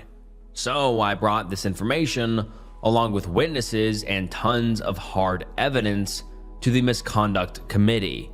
They are taking it very seriously, and it sounds like this motherfucker actually might be expelled and unable to practice psychology in the nation. This would be the best outcome. However, he was tipped off that women in our class, including me, are involved in a report against him. He is emotionally unstable and has a history of retaliation. So that's not great. He has already sent me a text saying that he needs to talk to me before things get out of hand. Right now, he thinks there is no way he'll be held accountable for his actions.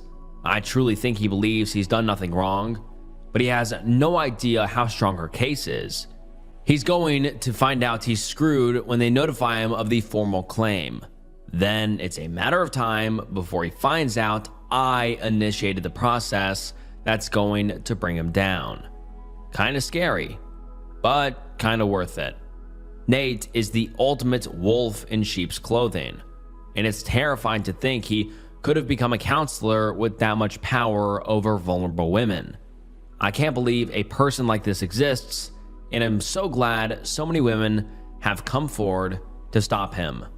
And now let's get into some of the top comments. Someone says, who tipped him off on who was reporting him? That's a very important question. How does he know? It's important because you and I both know that psychology is a heavily female field, but the majority of those in charge are men. Just like in education, just like in health professions, just like in most female majority industries. Question why he was chosen for the teaching assistant position. Were other just a qualified candidates applying? Is the person or committee that chose him a part of who has received a report against him? Did you apply, or one of the reporting women? Was it not even an application process? Look at his connections with everyone involved in the process, including the people in charge of the people. I work for a community college health professions department. Not as rigorous as your program, obviously, but there are many similarities. The biggest is how the men in the program are treated. If you watch, the men will lead discussions more often, especially about anything female-oriented. Will be prompted for an opinion more often by professors and students alike. Will frequently become in charge of whatever extracurricular activities are going on, or if not in charge, they will act like it or get close to whoever is in charge. They treat professors very different than other students. I suspect he is probably almost superiorly differential to the professors, but if you watch, he will probably still do things the way he wanted and spin that he misunderstood, or no, that's definitely what was discussed. We think professors should surely notice, especially psych professors, but in my experience, there's just too much to do in the day to notice student behaviors when they are being easy. Don't automatically assume he will get punished. Not if he found out before he was officially told about the reports, and definitely not if he was told by whom the reports were made. Question everything. Keep a log of connections. You say you have solid evidence. Is it just recounts for other people? Because 9 times out of 10, that's not good enough. The school will pass it off as a police issue, and police will say it's a Title IX issue, and it'll disappear. You're awesome and badass about all of this, but I don't trust colleges as far as I can throw them. Working for one, even just a community college, has taught me not to. If it's a public and state-funded school, they will avoid scandal to keep funding. If it's private, they will do anything to keep a tuition-paying student on board. Be careful. Don't automatically trust anyone involved in the report, and be safe. And also, the greatest revenge for someone being a gross human being is to be awesome. So do your best in your program. Psychology has at least 50% intuition, and you have a solid gut instinct. You'll go far. And then the OP responds to this saying, "Thanks for your reply. To clarify, he was tipped off by a friend of one of the survivors/victims. The survivor wanted to warn her friend because she also knew Nate. Since Nate used preemptive strikes to protect his reputation in case someone came forward, the friend believed that people were just out to get him. So she warned him that a group of women were filing a report, but no other details. The evidence we have include a ton of documented communication, including him admitting guilt. Messages also document his toxic, narcissistic, emotionally abusive tendencies towards women. It's a small program and quite liberal. The only way for him to get out of this with zero punishment is if the Title IX committee determines the victims are lying, which I don't believe they would do. I don't want to assume the best outcome will happen, but odds are in our favor." Someone else says, "This guy sounds like Ted Bundy. Decent looking guy using his looks and charm to get what he wants as well as being manipulative. How sick to go into a profession so you can also prey on women possibly. This guy needs to be stopped. Don't forget there's a power in numbers, and the other girl that came forward is an asset here. I would write something anonymously to every professor as well as the dean if you don't feel comfortable with them knowing who did it. But I would sign all 3 names, including your friend Mia, that he is a danger. Hold nothing back either. You could be saving countless women from having their lives ruined." It's so disheartening and sickening to read things like this. And then we don't hear from the OP in about a year and a half. And then we finally get an update, like I said, a year and a half later. So let's get into the update. Reading back on this post is like I'm reading someone else's writing. There was too much I didn't know and was not prepared for. So much happened after this that it deserves its own post. But long story short, another survivor, Sophia, not real name, and I went forward and participated in a Title IX misconduct hearing against Nate.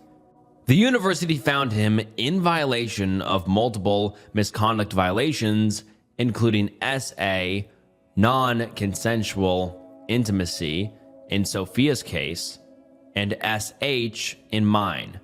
For reasons unknown, they went against the recommended sanction for SA, which is expulsion, and gave him a 4-year university suspension.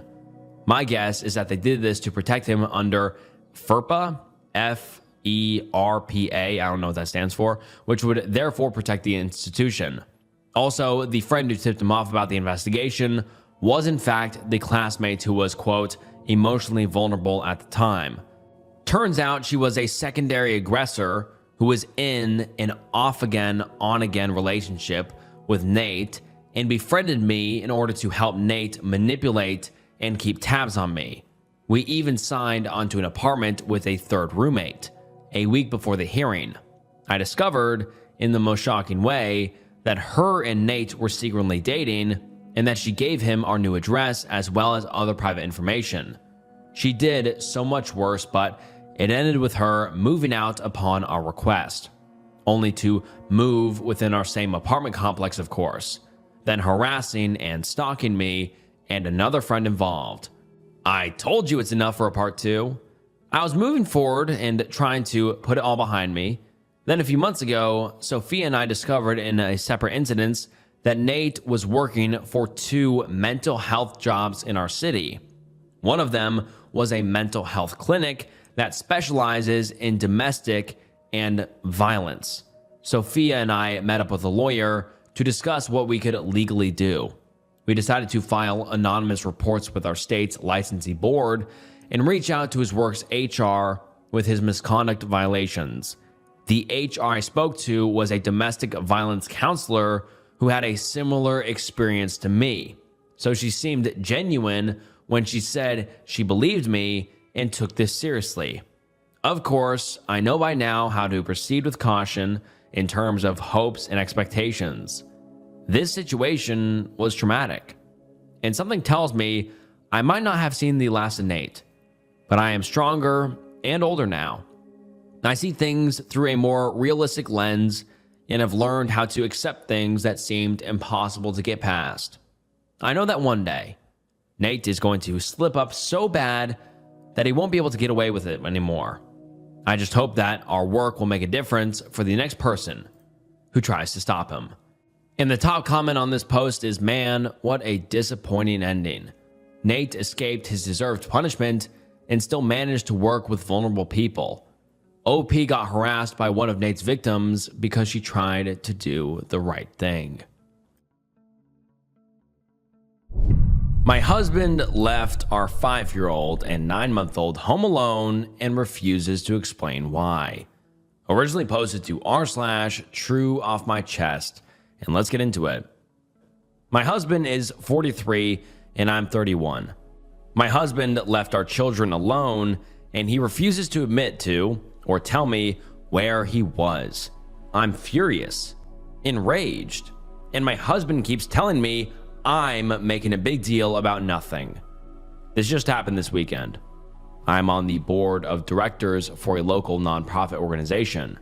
I had to attend an event for the organization this past Saturday, and I was gone for most of the day. My husband was supposed to be home with our kids. I texted him a few times and he responded. When I called about midday, he didn't respond, but that's not very unusual. Shortly after that, I got a call from my mom. She said my son had just called her, and when she asked him what he and his sister were doing, he said they were both watching TV. When she asked where their dad was, he said his dad wasn't there. My mom asked him several other questions, and from my son's responses, she believed he was telling the truth, and that my husband wasn't there, and that there was no adult there at all. She said he didn't seem scared to be alone or worried about where his dad was at. He just called her to chat. He has a tablet designed for children with pre-programmed contacts that he can call. It's only a few people, just family members. I left the event immediately and began texting and calling my husband repeatedly. He didn't respond to my first several attempts. It took him about 10 minutes, I was halfway home at this point, to respond. I was so confused, so worried, really mad, and I asked him where he was. He said he was at home. I told him our son had just told his grandmother that he was home alone with his baby sister watching TV about 15 minutes ago. My husband denied it, and I told him I was too upset to talk and drive. When I got home, I checked on the kids right away, and they were both fine. I asked my husband again, where was he? He said he was home the entire time. He doesn't know what our son was talking about, but he must have just been confused since he had gone to the basement to do some laundry. I ran down to the basement. It was the same load of laundry I'd thrown in the dryer the night before. He didn't do any laundry when I was gone. I asked my husband why my son would be confused about whether his dad was home or not. Where in our home would he had gone, and for how long for our son to think his dad wasn't home? That doesn't make sense with a 5-year-old and a 9-month-old. You wouldn't leave them unattended that long. Why was he nowhere to be found when my mom asked my son to go check certain areas of the house? I begged my husband to just admit it, to stop treating me like an idiot, and to stop accusing our son of lying. Just tell me the truth. Because being lied to right to my face is so incredibly maddening. He insists he was home, but he can't come up with any believable story of where he was at or what he was doing during that time. The way he answers me when I ask about this and demand truthful answers is so dismissive. When I tell him, "You left our children alone," he quickly says, "No, I didn't." So anyway, he says I'm overreacting and letting our son's imagination drive me crazy. I am convinced he was gone. We don't have a Ring camera, but at least one of our neighbors does. I'm so upset about this that I'm tempted to ask our neighbor for the Ring footage. I had to go out to my car and scream and cry because I got so upset. Of course, I didn't want my kids to see my reaction. I can't put into words how upset I am about the fact that I know he must have really left them alone, but have no proof and am being treated like I'm just a paranoid nutcase of a mother/woman by him. And now let's get into the top comments. Someone says it's either drugs or an affair. Also, the fact that your 5-year-old was calm and nonchalant about the situation makes me believe that he does this frequently enough that the kids are used to it. And then the OP responds saying, "My mom said she and my son chatted for at least 5 minutes before she asked him where his dad was. And when she asked that, she still didn't think anything was wrong. She was just trying to make conversation. He gave no indication that anything was wrong, and when she started asking him more questions regarding his dad's whereabouts, he just didn't seem fazed." Some other commenter says, "I agree that it's either drugs or an affair if he's truly leaving them alone. To ease your mind, get the footage from your neighbor, but do not tell him. Furthermore, given your son's nonchalantness about being left alone, this may not be the first time your husband has done this. Ask your son. Aside from the fact that this is highly dangerous, there are legal ramifications that the both of you can face should the authorities be alerted that the children are being left home alone. You should also get nanny cams. These are discrete cameras unlike a Ring camera. Place them in strategic locations throughout your home." And the OP responds saying, "He definitely won't be left alone with them anymore, unless it's a test where I'm secretly watching the entire time." And then people ask if the OP's husband has any accounts that she isn't aware of, such as bank, etc. And the OP responds saying, "He has a separate bank account that I don't have access to. It's not a secret account. I know it exists. I don't have debit card for it. I'm not named on the account, and I don't have his login details. I have no clue what's in it. We have a joint account too. He has his own credit cards. I don't know what's on those either." Another commenter says, "I feel like the timeline is weird. How did your husband get home in 10 minutes since he answered your phone call and he got there? Doesn't mean I think he's telling you the truth, and I think you should get the Ring footage to put either claim to rest. Is your husband friends with any neighbors?" And the OP responds saying, "If he was within 10 minutes from our house, well, he speeds on a good day. So if he was in his car and within 20 minutes of our house, he technically could have got home in time. I've wondered if he actually got my initial panicked calls and texts, didn't answer, started racing home, and then finally picked up once he was home so he could pretend he was there all along." And then there's some additional information from the OP on her conversation with her 5-year-old son regarding her husband/his father. And the OP says, "I talked to him after I calmed down a little bit. His story was virtually the same as what he's told my mom, with a few more details, but nothing that gave me any clue about what my husband was up to. I asked him what he did when I was gone. He said Daddy made him pancakes and they drank coffee outside. My 5-year-old doesn't actually drink coffee, but he pretends to drink it in the morning, and he likes to sit outside with his hot coffee. His sister had a giant poop explosion, and of course he remembered that. And apparently Dad was there to clean that up because he said she pooped everywhere, and he had to help Dad give her a bath, and it was disgusting. Curious that my husband supposedly did laundry, but left poop-covered onesie unwashed. That was the highlight of his day, and he loved telling me about how gross it was. I asked him if Daddy left. He said, yeah, Daddy left, like it was no big deal. I asked him what he did when Daddy was gone. He said he watched TV. I asked him what he watched. I asked him what his sister, 9-month-old baby, was doing when Daddy was gone, and he said she was in the living room watching TV with him too. I asked him if he was sure Daddy was gone. He said, yeah, Daddy wasn't home. I asked him how he knew, and he said Daddy's keys were gone, and Daddy told him to stay in the living room with his sister. He has no real concept at the time, so asking him how long Daddy was gone for wouldn't really mean anything. I didn't want him to feel like he was in trouble or like I was grilling him, and it sort of seemed like that's how he started to feel when I kept asking questions. And then the OP gives us an update 4 days later. Let's get into it. Last weekend, my husband left our 5-year-old and 9-month-old home alone while I was gone, and then refused to admit it or provide a plausible explanation. Since then, we had many arguments about it. I've been living in a constant state of anger and frustration. I didn't want to fight about it anymore, but I couldn't help it, and I kept bringing it up again and again. I couldn't lay low and pretend to get over it while I waited for him to do it again and catch him in whatever was going on. I also knew that demanding he tell me the truth wasn't going to get me anywhere, since he'd been refusing to talk and deflecting for days. All it was doing was making me enraged and feel like I was about to have a brain aneurysm. I told him to hand me his phone so I could check his location at the time. He refused. He said he wouldn't do it and that it was a violation of his privacy. He won't be treated that way and refuses to give in to my delusions.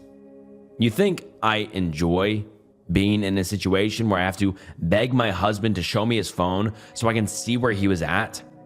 I hate it. I don't want to live that way. I told him it's simple. If he really was home the entire time, just prove it. Why wouldn't he want to clear this whole thing up? I got so mad that he wouldn't turn over his phone that I told him I was going to get the neighbor their doorbell footage. At first he was like, fine, go do it. He didn't think I actually would. He knows I don't like to air drama to others, so he probably figured I'd just swallow all this crap he's been giving me. Luckily, I was totally being driven by anger at this point, so nothing was going to stop me from going to the neighbors. When I actually started to go out the door, he tried to stop me and follow me out the door. I felt pure anger rushing through my veins, nothing else. The neighbor, who I've probably said less than 10 words to in the entire time we've lived here, told me he'd send me the footage. I went home, told my husband that the neighbor didn't have the footage from that day anymore, and told him I just needed to go to the store and cool off. So I put the kids in the car and went and parked somewhere while I waited for the neighbor to send me the footage. I have the neighbor's number now too, and he told me if I need any more footage, he'll be happy to give it to me. The video shows a blue car that I don't recognize show up and park in our driveway. A blonde woman gets out of the car and goes towards my house. She walks on the outside of our garage toward the gate leading to our backyard. The gate is too far back and out of the way to be seen on the doorbell footage. She and her car was there for 23 minutes. Imagine that. The car leaves right around the time that my husband called me to say he was home and had been home the entire time, as I was rushing home in a panic and calling him on repeat. One of two possibilities as to where they went.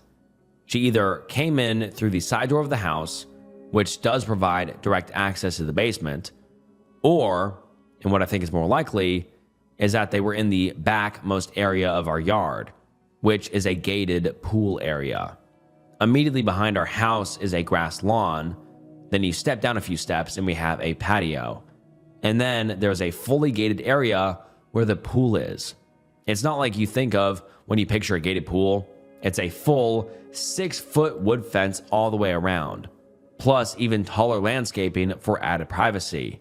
You can't see into the area at all unless you're inside. I think it's more likely that they were back there because my son said his dad's keys were gone and we keep that gate locked with a key. The pool is closed for winter, but there is one small building back there, sort of like a shed we converted into a changing area, and there is a covered patio with furniture. I'm convinced that's where they were. So technically, he was home, but in an area totally removed from the house and where he couldn't see or hear the kids if something happened. I asked him how he could explain this. What were they doing? I obviously don't need him to tell me what they were doing, but for some reason I still had the hope that he'd finally be honest. He wasn't contrite. He showed no remorse. He was just like, yeah, she was here, but I obviously never left. Who is she? How long has this been going on? And if he's going to be such a disgusting, despicable excuse of a man, then why couldn't he at least have found any other time and any other lie or excuse other than when he was home alone with our kids? I told him I know this has happened before, and I demanded to know how many times he's done this when he's been home alone with the kids. He swears this is the only time, but he still doesn't have the balls to confess to what they were doing. I don't believe him that this was the only time, FYI. I still have so many questions, and I still feel like my heart is beating 200 times a minute. My blood pressure is through the roof. I've cried a lot, sobbed, begged for somebody to help me, yelled, screamed, ordered a bunch of books about divorce and custody. And you know what? The next day after our multiple explosive fights, him putting his hands on me, and me seeing the evidence, he acted like everything was totally normal and like none of that stuff ever happened.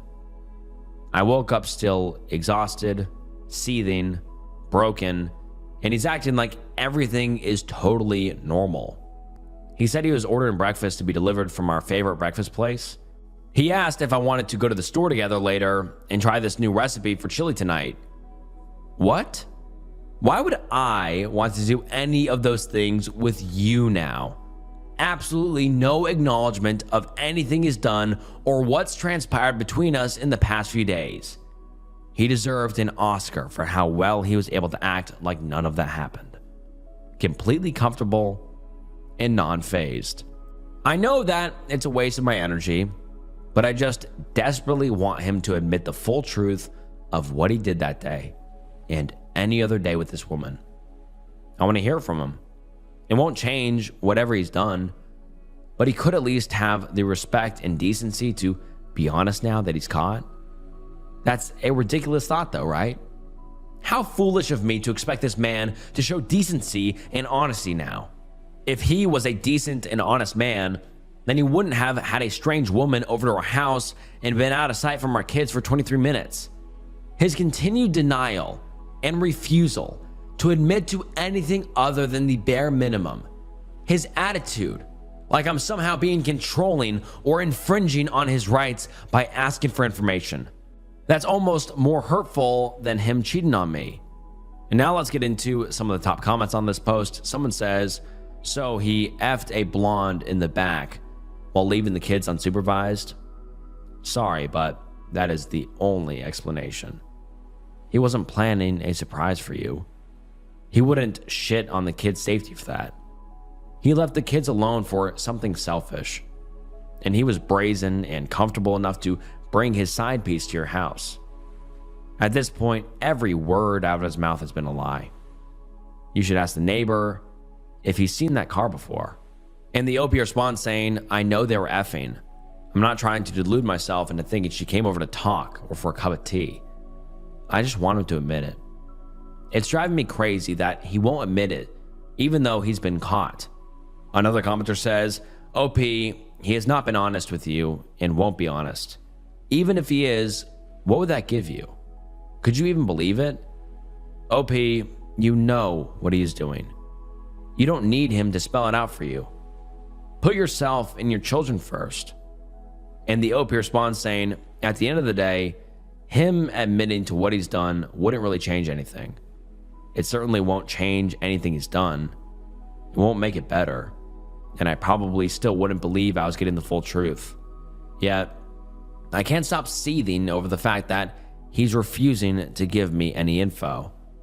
Another commenter says, "Weird thing is, if he showed his location, it would have been at home and probably put you more at ease that he didn't leave. He is garbage, especially to be doing that shit when he has the kids. Leaving them on their own? He'd rather cheat and possibly his kids getting hurt or dying? Disgusting." And the OP responds saying, "Yes, it doesn't even make sense. Why wouldn't he have just given me his phone? It makes me think that there are other things on his phone besides his location that he doesn't want me to see." Another commenter says, "I'm really concerned for your mental health." I read the original post too. "Maybe I watched too many psychological thrillers, but this comes across like he's a psycho. We're making you looking unhinged so we can admit you to a psych ward or at least divorce you. Get out of alimony and child support and keep the house and kids. I'd pack the kids up if I were you. Go to your parents for a bit and cool off. Call a lawyer stat. Start the divorce and keep that recording." And the OP responds saying, "I'm concerned for my mental health right now too." And then we get an update 1.5 months later. Let's get into it. It's been around a month since I last posted. I've received so many messages and comments asking for an update and if me and my kids are okay. I'm sorry for not responding. I'm sort of scared to post this because I don't think people will agree with my decision. Initially, I really wanted to be able to share an update saying I had filed for divorce. When I saw that footage of a strange woman sneaking into our backyard, and even more so when he refused to give me any info or admit to anything, even going as far to say he'd never give me the satisfaction of admitting to anything, I was 100% divorce. I immediately started to research and make a plan. I wasn't in a position to divorce right away. I thought that it might be better to try to keep my head down, pretend like everything was okay, and quietly/secretly prepare everything. Divorce is still on my mind and a possibility, but I'm no longer 100% committed to it. My husband and I are still together currently and living under the same roof. Although we held out on admitting to anything wrongdoing, both with leaving our kids unattended in the house and about having intimacy with another woman in the pool shed. He held out for a long time and we argued a lot. I kept telling myself that it was pointless and I was only driving myself crazy. He wasn't going to suddenly be honest, and he admitted more than once that he wouldn't tell me the truth and felt no reason to tell me the truth. During that time, I also found him secretly going out to the garage to drink alcohol, which he'd deny. I drive myself crazy finding his stash of alcohol and other things out in the garage. He still denied it, even though I was literally holding the evidence. Then, about 2 weeks ago, he admitted he had a problem, or multiple problems, and that what he did that day was wrong. He finally admitted to leaving the kids alone in the house. He admitted to having intimacy with the woman in our pool shed. She's not a woman he's having an affair with. She is a intimacy worker. She's transgender. He said it in a way like I should have been relieved by all of this. The thing is, I knew he watched adult videos, never seemed to get in the way of our relationship or our lives. I even knew that he liked to watch transgender adult videos. He was open about these things with me, but should I have suspected that this meant he was hiring transgender intimacy workers to have the real life experience? Honestly, I'm really asking that. Was I naive to think he was seeking that out just because he liked to watch that type of adult video?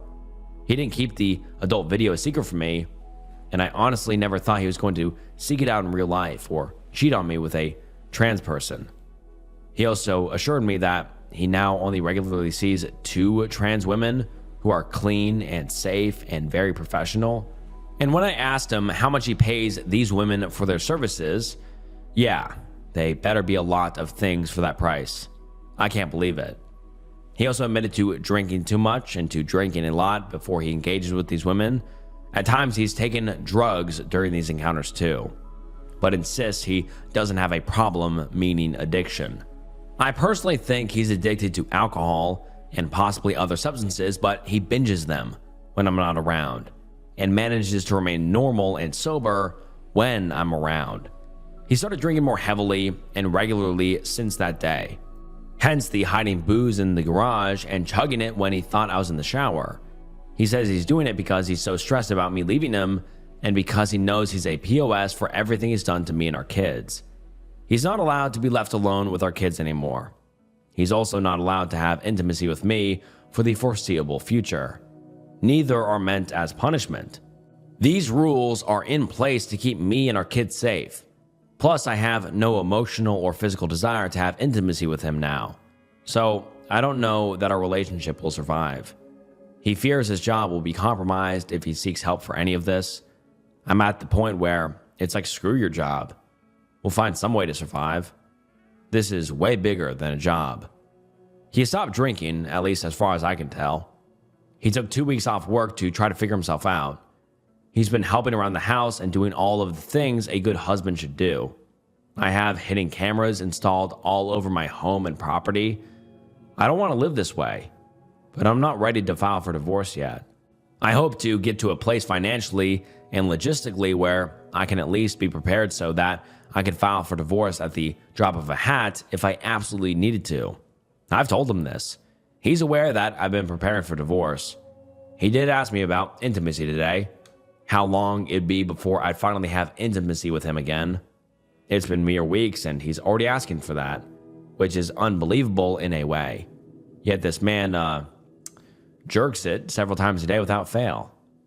I don't believe in intimacy addiction, or I didn't before, but I'm starting to wonder if it could be a real thing and if my husband has it. He isn't saying he does, but I'm starting to think my husband may actually have a number of hidden addictions that he can't even admit to himself. In a weird way, it's comforting because I see it as a defined problem that might be fixable, but on the other hand, I'm totally grossed out by it. And it makes me feel completely uncomfortable to think about dealing with this possibly forever. For now, me and my kids are safe. Things have calmed down. I'm not living every moment feeling completely consumed by rage. I still feel that way sometimes, but I feel a lot more steady than I did. I feel more clear-headed and surprisingly almost lacking emotion about the whole thing. It's like all of my emotions came in one big wave, then just washed out to sea. I honestly feel more clear-headed right now than I have in a long time. And now let's get into some of the top comments. Someone says, "You truly don't sound clear-headed to me. Why are you with someone who cheats on you and left your young children by themselves and has multiple serious addictions? He can't be trusted. He needs actual professional help, rehab or something. Do you have any family or friends you could possibly stay with? I am super concerned for your children." And the OP response saying, "I don't know that he actually has any addictions. I've just to wonder if he does. Either way, I'm trying to convince him to seek some sort of professional help to deal with his issues. My kids are fine. They are never left alone with him. They're with me at all times, or if he absolutely needed, they're with friends or family." Another commenter says, "Now only regularly sees. OP, so he's cheating on you and you're okay with it? Get yourself tested for STDs. Separate your finances. And keep building up that plan to leave for the day you hopefully come to your senses. And stop teaching your kids they don't need to be faithful in a relationship, or that it's completely normal and acceptable to be cheated on and lied to." And the OP responds saying, "The way I worded it makes it sound like it's ongoing presently right now. When he confessed this all to me a few weeks ago, he said he had only been seeing the same 2 intimacy workers that he knew and trusted.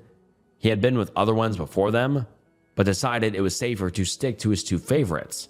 That's even the word he used. His favorites. He looked at me with a straight face and said that. But he's not supposed to be doing anything with intimacy workers anymore." Another commenter says, "How on earth are you safe if you're still living with him? Honey, I grew up with an alcoholic father. No way in hell is your husband going to stay sober. You and your kids aren't safe." And the OP responds saying, "I don't know that he's an actual alcoholic. I mean, he's sober most of the time, and drinking doesn't get in the way of his work or anything like that." And that is the last update we have received from the OP. The OP has since deleted their account, but wow, what a saga of posts. I hope the OP comes to their senses soon and leaves him so that the kids can grow up in a safer and better environment, and the OP's husband can learn his lesson. I'm about to ruin my best friend's life, and I don't feel remorse. Originally posted on r/true off my chest, and the post reads as follows. My soon-to-be ex-best friend and I have been friends since middle school. We know everything about each other. Our families are basically one big family now. You get the idea. Like I said, we tell each other everything. Recently, she came to me telling me she's been having an affair for about 4 months with her superior at her new job. She started about a year ago. She told me, not out of guilt, but to brag about the dream vacation she's going on with her AP, disguised as a work trip.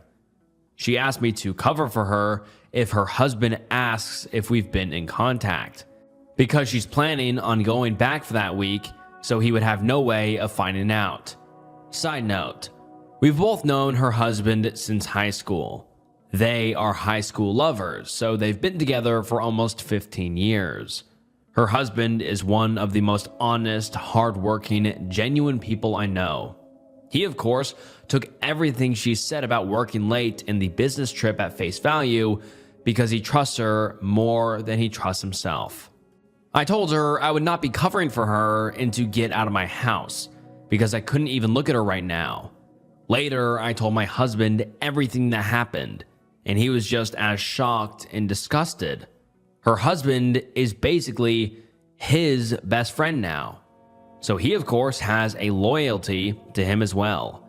My husband pointed out something I didn't even think of. Our security camera. It caught everything. We plan on going to her husband tonight with the proof. It'll be up to him to do what he wishes with it, but he deserves to know. Secondly, we're taking this to her job. As far as I know, fraternization of any kind is prohibited at her workplace.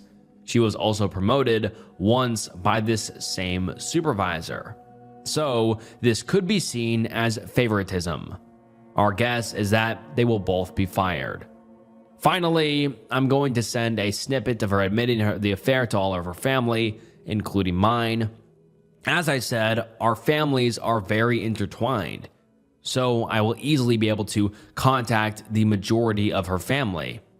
I'm not going to give her a chance to spin this against me or her husband. Some may think this is harsh, but I wholeheartedly disagree with what she is doing. And then the OP makes a quick update saying, I decided to take the advice of some of the commenters here and leave it up to the soon-to-be ex to decide to go nuclear or not. As some of you pointed out, he may decide to stay with her, and going nuclear would ruin his life in turn. The other reason is going nuclear and making her lose her job could affect the outcome of the divorce. We still plan to tell him, but we have decided against the other two options for now. I'm going to let the soon-to-be ex know if she tries to pin this on either of us or tells anyone a single lie. I will do a 180 and go nuclear. I will not be seen as a villain for a situation I didn't even ask to be in the first place. She was the one who thought it would be smart to tell her monogamous friend with traditional values that she's cheating on her spouse. She can lie in her bed. Small update. Everyone involved. Alyssa equals best friend. Noah equals BFF's hub or husband. I decided to take the advice of a few people and reach out to Alyssa before I went to her husband. I recorded the conversation and let her know I was for my safety. She seemed still extremely nonchalant about the whole thing. I told her I was worried for her, and even for her, this was very out of character behavior. Long story short, she's felt very weak and unbalanced in her and Noah's marriage. For context, Noah went to a trade school and makes very good money, While up until her promotion, Alyssa was making slightly more than minimum wage. She has recently been reading up on some anti-traditional values, and the woman in those forums attacked her for making less than her husband. She then explained that she noticed her supervisor was trying to flirt with her, and her internet friends told her to run with it and use him to get higher up. She of course did, but admitted she'd become emotionally attached to him as well. All in all, she admitted she doesn't really regret the affair because it, quote, helped with her career, and, quote, she found love. I told her she had the option to tell Noah the truth before me, but hubby and I were coming over tonight with the video of her admitting the affair, so she wouldn't be able to sway it in her favor. Again, she very nonchalantly said, okay, and hung up on me. I don't know what the heck is going on. I can't tell if she's having some sort of psychosis or she's literally just so detached from our marriage that she doesn't care what happens. Hubby and I still plan on going to Noah tonight, but I'm honestly intrigued to see what she says to him, if she says anything at all. And now let's get into some of the top comments. The OP is replying to a comment on the OP having legal rights and consent to the video as evidence to Alyssa's workplace, and the OP responds saying, I'm pretty sure we'll be fine legally. If we do ever end up sharing it, we've decided against it for now. She knew we had cameras in our house. We have a very obvious Ring doorbell as well as outdoor cameras. The indoor ones are obvious as well. Plus, where we live, you have the right to record on your property without consent, so there'd be no ability to retaliate against us. And the OP also said, this is the whole reason I got so upset. She's a new hire with basically no experience in the field, and she got a promotion for the stereotypical banging the boss. She's always been the person to look for loopholes or easier ways to do stuff, but this is a new low. I hope at the very least, the supervisor gets fired. Someone like that shouldn't be in a position of power because they obviously can't handle it. I thought about making an anonymous tip to the company about him specifically, but I don't want it to lead back to my ex-friend for now. And then the OP on telling Alyssa's husband about the video evidence and then going nuclear. The OP responds to this kind of claim saying, the only reason I'm against it for now is because of some insightful comments. He's a very good man, and he might forgive her and decide to reconcile. Even though I don't agree with it, it's his decision. And I don't want to, in turn, ruin his life by letting everyone know he stayed with a cheater. Someone also said affecting her job could affect the outcome of a possible divorce, and I wouldn't want anything to play against him. And then the OP also says, I completely agree, and hubby and I decided against going nuclear because at the end of the day, soon-to-be ex will be the only one who gets hurt here. It will be solely his decision. Unless she tries to spread rumors or lies about me, my husband, or soon-to-be ex, I plan to tell him if she decides to try and spin this. I will send a clip of the video to anyone she tells and let it spread from there. Another commenter says, agree. Also, OP, please be prepared for her husband to stay with his wife and cut you and your husband off. Marriages are complicated, and sometimes things don't play out the way you imagine they will. You should tell him, 100%, but what he does with that information is up to him. And please remember that this is not just blowing up your ex-friend's life. It's blowing up her husband's life too. It's his call whether he wants to go nuclear or not. And the OP responds saying, I honestly wouldn't be surprised if he decided to stay with her. He's a very forgiving man and may be willing to give it a shot. As though it will be, we do see ourselves going no contact with both of them unless a divorce were to take place. Because as much as we'd love to continue being friends and support husband, if ex-friend is part of the deal, we can't support that. And then the OP makes an update 2 days later, saying, apologize for not having time last night. We are obviously busy. People involved, ex-bestie equals Alyssa, and bestie's husband equals Noah. I took a lot of people's advice and decided not to go nuclear.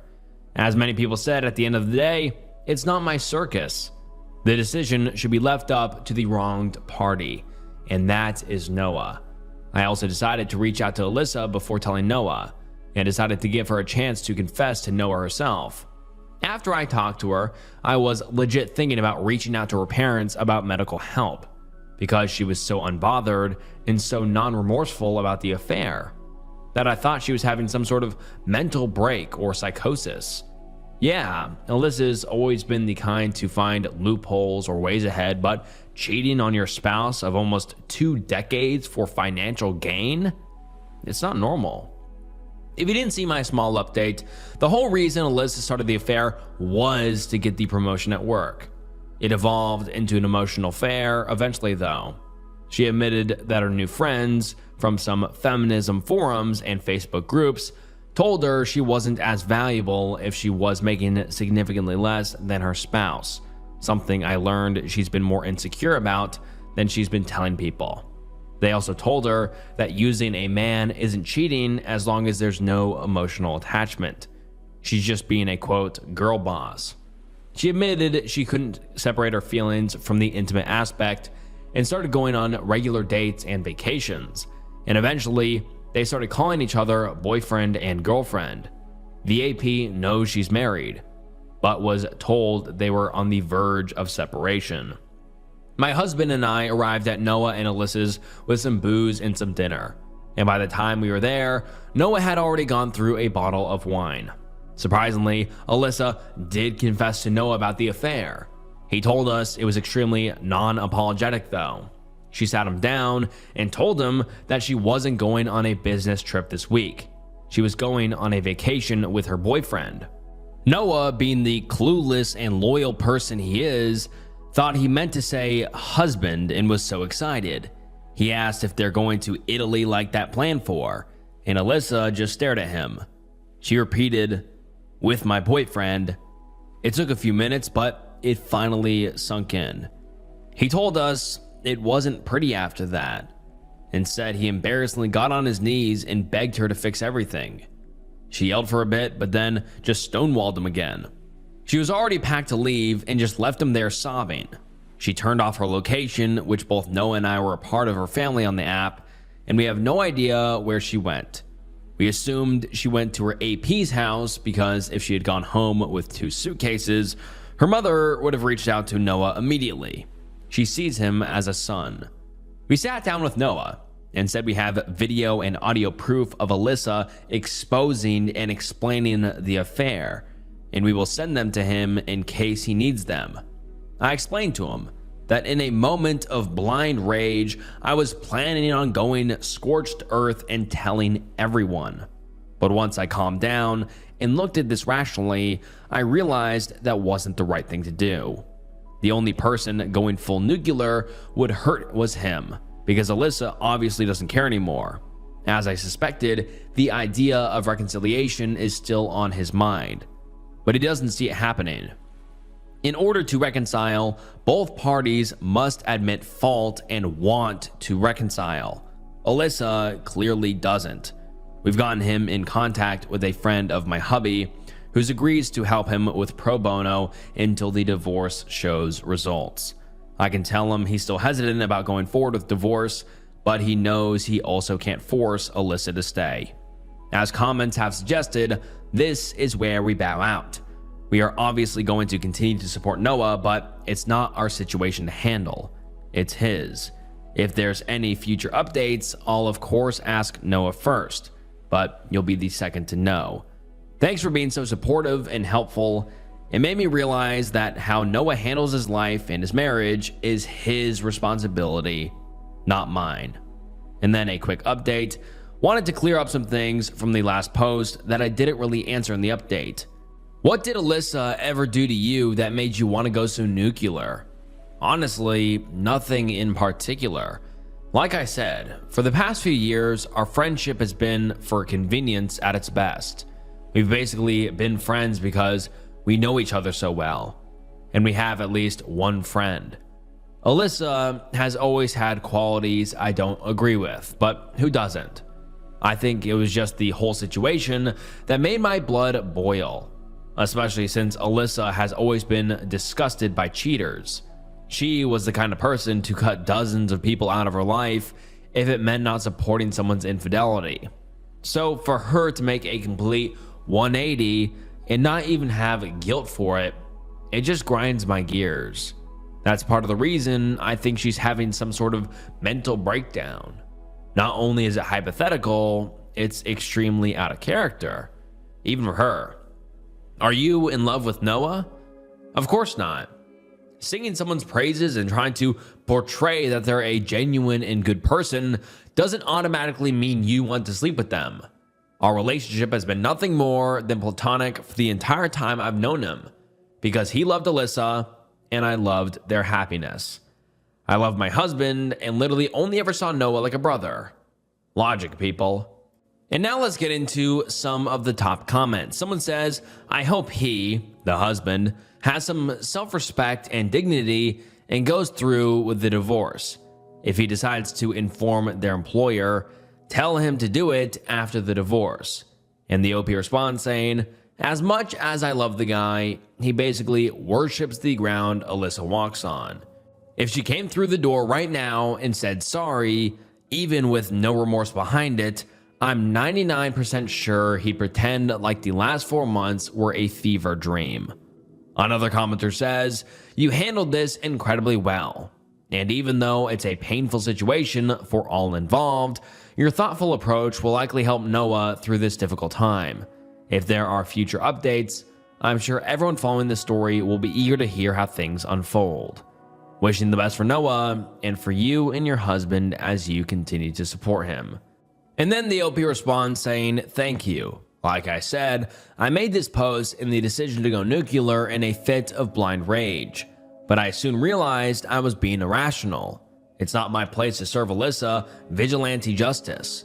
In all honesty, if she's not careful, she may out herself at work, and it's their decision what to do with the two of them. And then the OP responds to someone asking the question on whether or not they're going to notify Alyssa's workplace. And the OP says, no, I'm not going to. If Noah decides to reconcile, she'll be out of a job, which just adds to the problem that caused the affair in the first place. If she gets fired during the divorce, it could be grounds for alimony she doesn't deserve. And now let's get into an update number 2, 8 days later. Well, I didn't expect to be back so soon, but the last week has been basically a speed run of terrible events. This will probably be my last update, so feel free to consider this the conclusion of the events. Everything bad that could have happened, happened. The past 2 days, specifically, have been absolutely horrible. Sorry if this is all over the place. I'm still all over the place.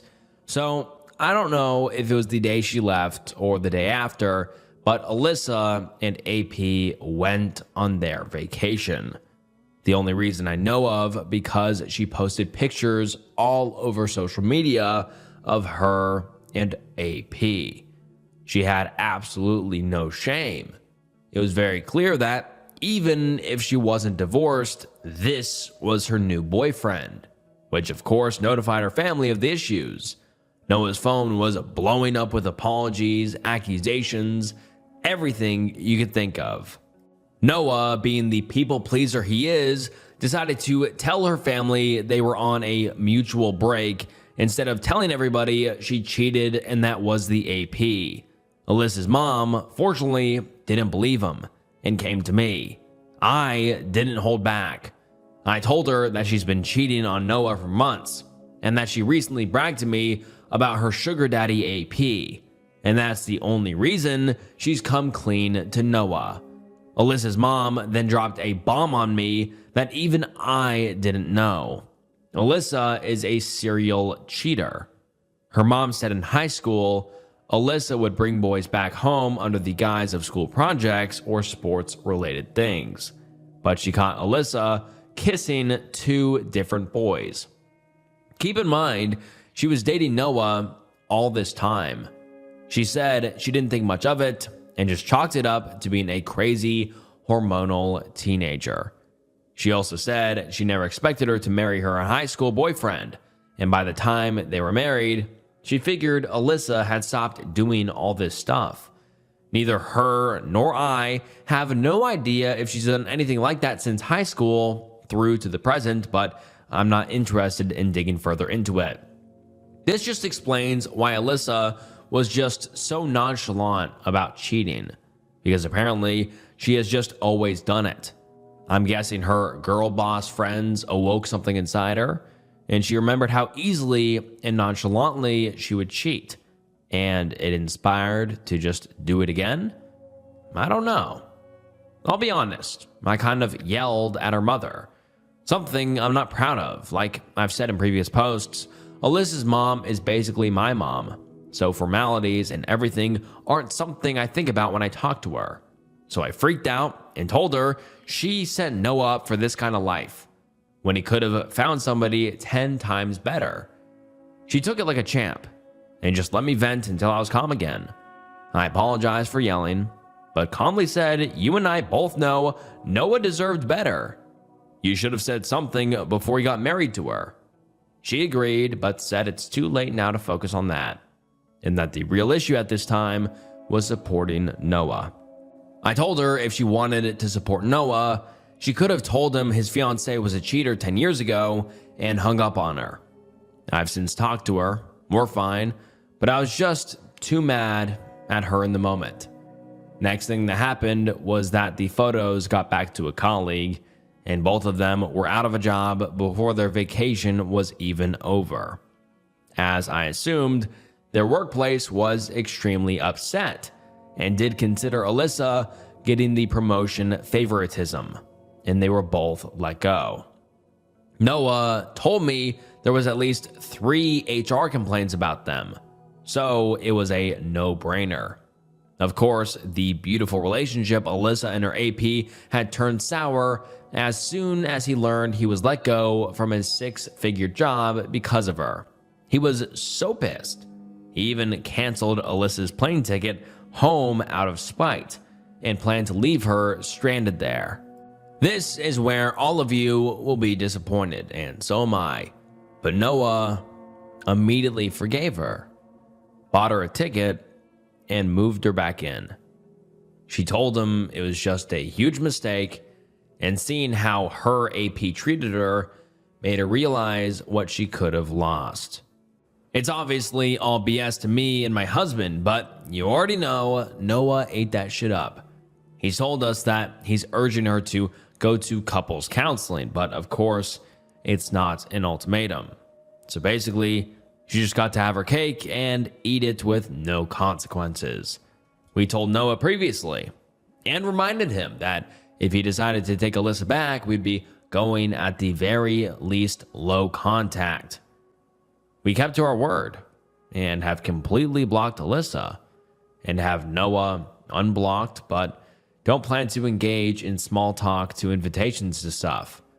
We refuse to be like him and just act like this never happened, because that's not normal. He understood, but told us he has to stand by the vows he made to his wife, which we both understand to an extent and wished him well. So yep, Alyssa got to sleep with another man, go on a nice vacation, lose her job, and still gets a bed and a husband to come home to. All's well that ends well? I don't even know how to feel about this. Like, if they want to live their fucked up, broken marriage life, that's their choice.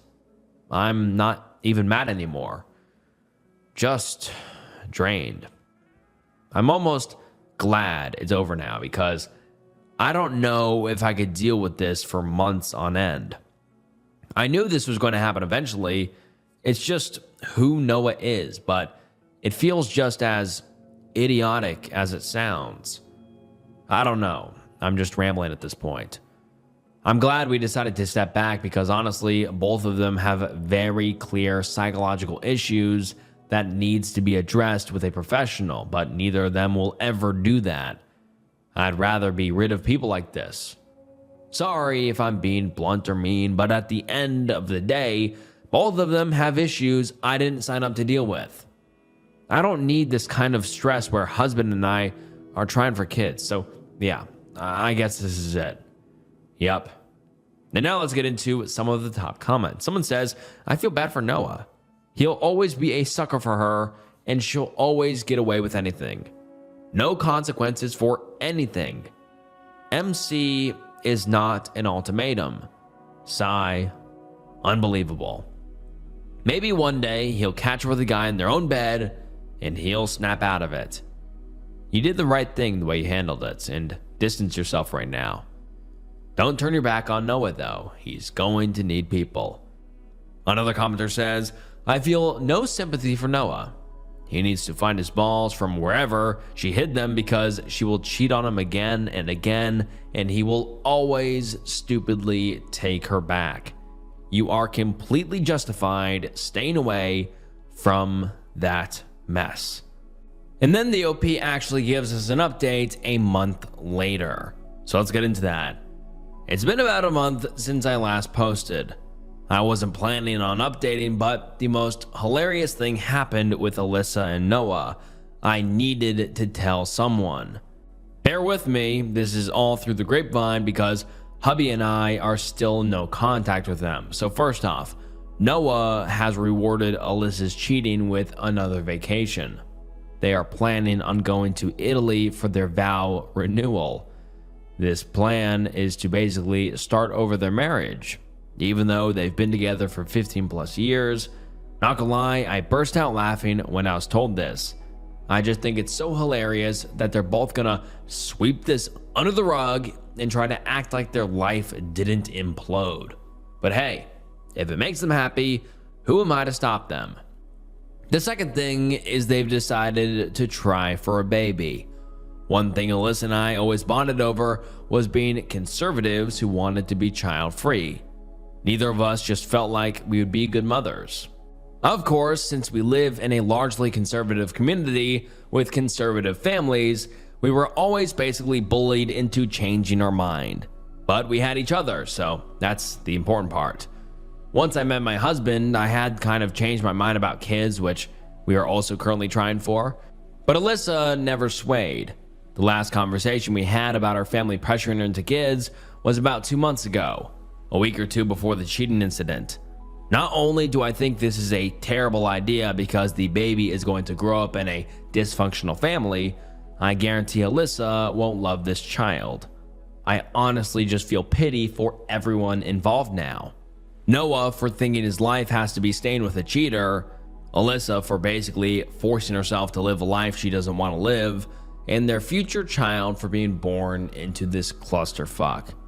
But yeah, consider this the official end. Maybe I'll be back in a year or two when it turns out Noah has been raising another man's baby. And then the OP updated 5 months later saying, hey, I'm back. Let's get into this post. I doubt anyone will even see this, but at the same time, I found it cathartic to write this all down. And I'm here to bring some much needed good news to my story. My husband and I are doing wonderful. I am now pregnant. I'm approximately 12 weeks along and everything looks fine. We are starting to throw around nursery ideas and we are so happy and excited to be parents. I can't wait. And now onto what everyone would actually care about. Noah and Alyssa. I'll be honest, not much news. Early on, they kind of went through every phase with us. They reached out begging to reconcile, then got angry with us that we wouldn't want to talk to them, then eventually just gave up. We never replied to anything they sent, just saved anything in case it were to ever escalate. I think it finally set in for them and they just stopped trying to contact us about after 2 months. The rest of this is secondhand information, so bear with me and don't take it at face value. Alyssa and Noah tried for a baby with no luck. If I had to guess, I assume it's because she probably didn't actually get her birth control removed. We both got IUDs together only a few months before her D-Day, and since they last for years, I assume she just still has it. And then a quick update, yes, I only had my IUD for about 4 or 5 months total. My husband and I felt we weren't ready for it yet. But we ended up coming into some money that changed our minds. It was a mutual decision, and I got it removed. Just adding this before I got flooded with questions about how I got pregnant when I just got an IUD. They're still together, obviously, and most of their family has agreed to brush this under the rug. Apparently, it's easier for everyone involved to just pretend the whole thing never happened. I assume her family, all agreeing to ignore those months of infidelity, are why both her and Noah were so confident in trying to have us forget this too. Haven't heard anything about AP or the whole job mess other than Alyssa may have taken legal action against her place of work. I assume she's trying to play the victim card. Well, I think that's pretty much it. Sorry, Alyssa didn't get pregnant by AP, and now Noah is their third wheel or whatever Reddit likes nowadays. Just some rumors through the grapevine, and my life continues just fine. Sending love. And that is the last update we have ever received from the OP. And all right, guys, that wraps up some true unsettling Reddit threads. And this was actually my longest video I've ever recorded for a Reddit threads or Reddit stories video. So I really hope you enjoyed. As you can probably tell, I was losing my voice intermittently throughout this. Like my voice just is a little bit strained. And so hopefully it wasn't too much of a difference than usual. But thank you guys so much for watching to the end. If you watch the end, comment down below, true Snook fan, because you are a true Snook fan. If you watch through 3 hours and you're still listening, you guys are actually the best fan base on YouTube. You guys are the best. Please comment down below. I read every single comment. I appreciate the support so much. And yeah, you guys are amazing. And please like the video and subscribe to the channel if you watched at the end. I mean, I think you like the channel enough if you watched after 3 hours. So please like the video and subscribe to the channel. And also, if you enjoyed this video, check out some other videos I have on the channel. It helps more than you know. And yeah, that's enough yapping. This video was long enough already. So thank you so much for watching. And this was Snook, and I'll see you next time. Bye.